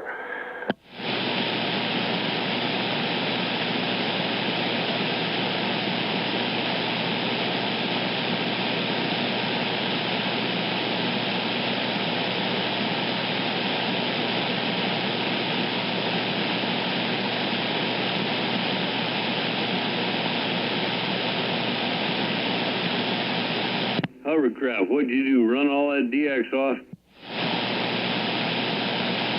No, I had to shut all the windows in the house. They were all open. Well, they should be. Get it cooled down. It's supposed to be warm tomorrow, isn't it? That's why I did that, to air condition the house here. Okay, I'm confused, but that's just me. Well, yeah, you cool the house down at nighttime, then in the morning you shut all the windows, and the house becomes like a little refrigerator box all day long. Yeah, now you're even confusing me more, but that's okay. The way I save money on air conditioning or anything, I just have the fan going. Water the roof down, evaporative cooling. Works quite well. That's bullshit, right? For you, the guy that wants to save water and collects rainwater by your own admission, all right? You collect maybe 500 gallons in a season on rainwater, and you probably spray that much more on your roof, which evaporates in less than 10 or 15 minutes at any one time, say 50 gallons at a time. And all it does is it cools the roof, and between your ceiling and the roof down, it does not really cool the house down that much. So, for a guy that's trying to save money and stuff like that, I'll tell you what, and by the way, it'll drive the value up on your house. Go ahead and get that house set up with a full, new, up-to-date HVA system, and you will be surprised. You will set it and forget it. It'll keep it at, like I keep my house in the summertime, I keep it 78, okay? In the wintertime, I keep it at 68. 10 degrees difference. I never even have to touch the thermostat. All is good. If you start messing around with it, and my daughter does this, her bill goes up and down. Why is it doing it down? I said, I'll set it for you, but leave it the hell alone. But, that's it. I'm frugal when it comes to saving money, and this is how I do it. if I opened up the bill for PG&E after what you're telling me, I would be shocked I'd have a heart attack on the spot. Well, that may be, but I'll tell you what.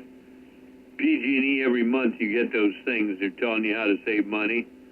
You've already done some of that, from what I understand you've talked about. And this and that. But remember, PG&E is not going to save you any money. They're going to tell you how you can cut back and do more. That being said, your bill's still going to go up.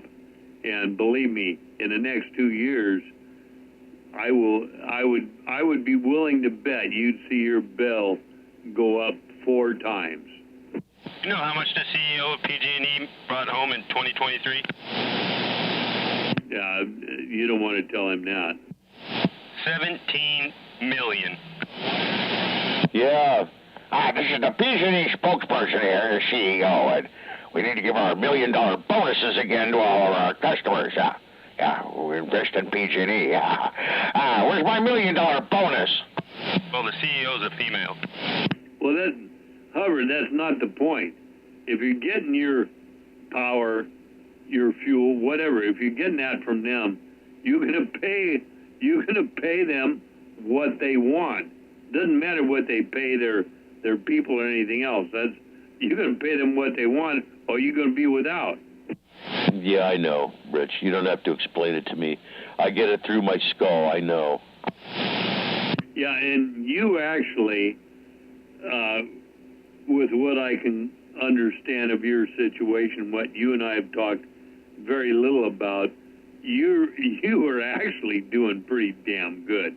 Wouldn't bitch too much. If you went up $100 in the next 2 years, or next year, or $200, I wouldn't bitch too much, because you're gonna be all right till like me, till we're not around anymore. You're gonna be all right. I sure hope so. I pray to God every day that He watches over me, and Mom and Dad are watching for me, you know, in heaven, and saying my prayers at night and going, please God, don't let me succumb to this fucking wild spending from the Democrats, damn them. That's got nothing to do with it. It's all up to you, and maybe your sister, whatever influence you and her have together, she's got on you, but it's all up to you. And for right now, looks to me like you're doing just fine. Well, thank you very much. A wonderful time we're having here. Just marvelous. Now it's when I start being sarcastic that's going to kick in. No, but really, you're doing fine. I mean, you are better off now today than you were 5 years ago. I'll guarantee you that. It's because I used my brains and what's left of them. Well, you call it whatever you want, but it had nothing to do with Biden, with whoever. It had nothing to do with that. It had to do with the progression of where this country is going, and that's why you're better off. No, I'm not going to argue. Don't pull a Dutchman with me, because I don't want to hear it. I wouldn't pull. Never mind. I won't even go there. But I haven't talked to Dutchman in a while. Hope he's doing okay. But you know, this is the whole thing about this radio, right? You can have difference of opinion, right, wrong, or otherwise. It's the whole thing with the United States. We can have difference of opinion. Doesn't mean we've got to go out and shoot somebody because we disagree. Yeah. All right. I'm going to have a pipe load and forget about what we were doing, okay? That's it. Forget about it. Then you won't know where it's going. We'll see you. That's right. And the whole world can kiss my ass. What part? Because from where I stand, well, you know that. And I got the other 3 marked down in the book, so we're doing well. See ya.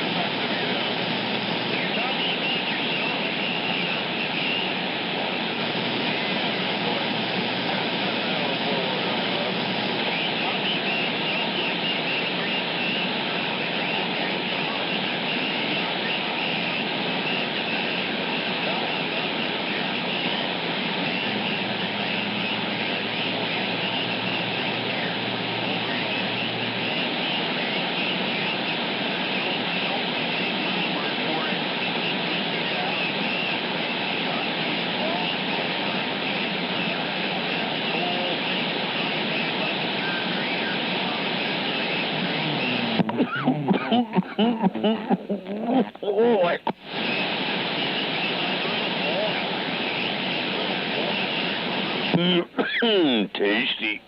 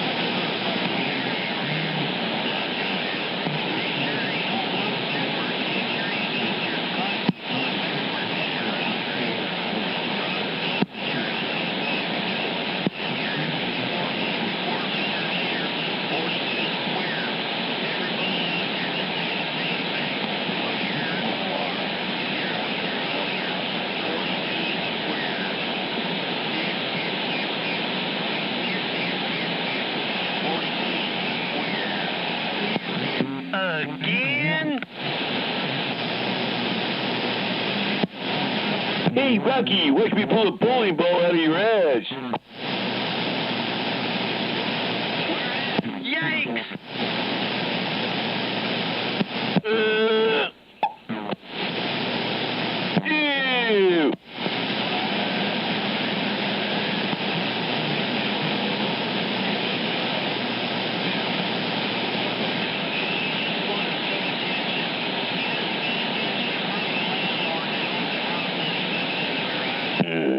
Good. Doobie alert.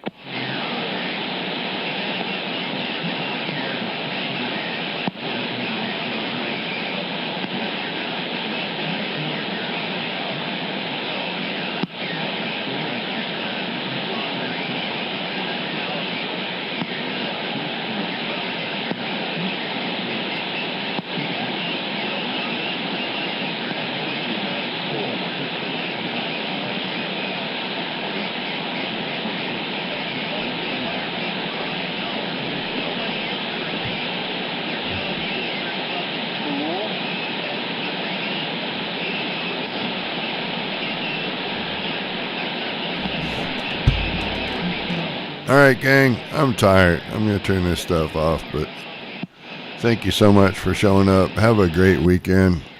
Be safe out there. Don't run with scissors. And enjoy your weekend, though, seriously. Thanks for hanging out. Sorry I got to shut it off, but I'm going to bed, dang it. Everyone, take care.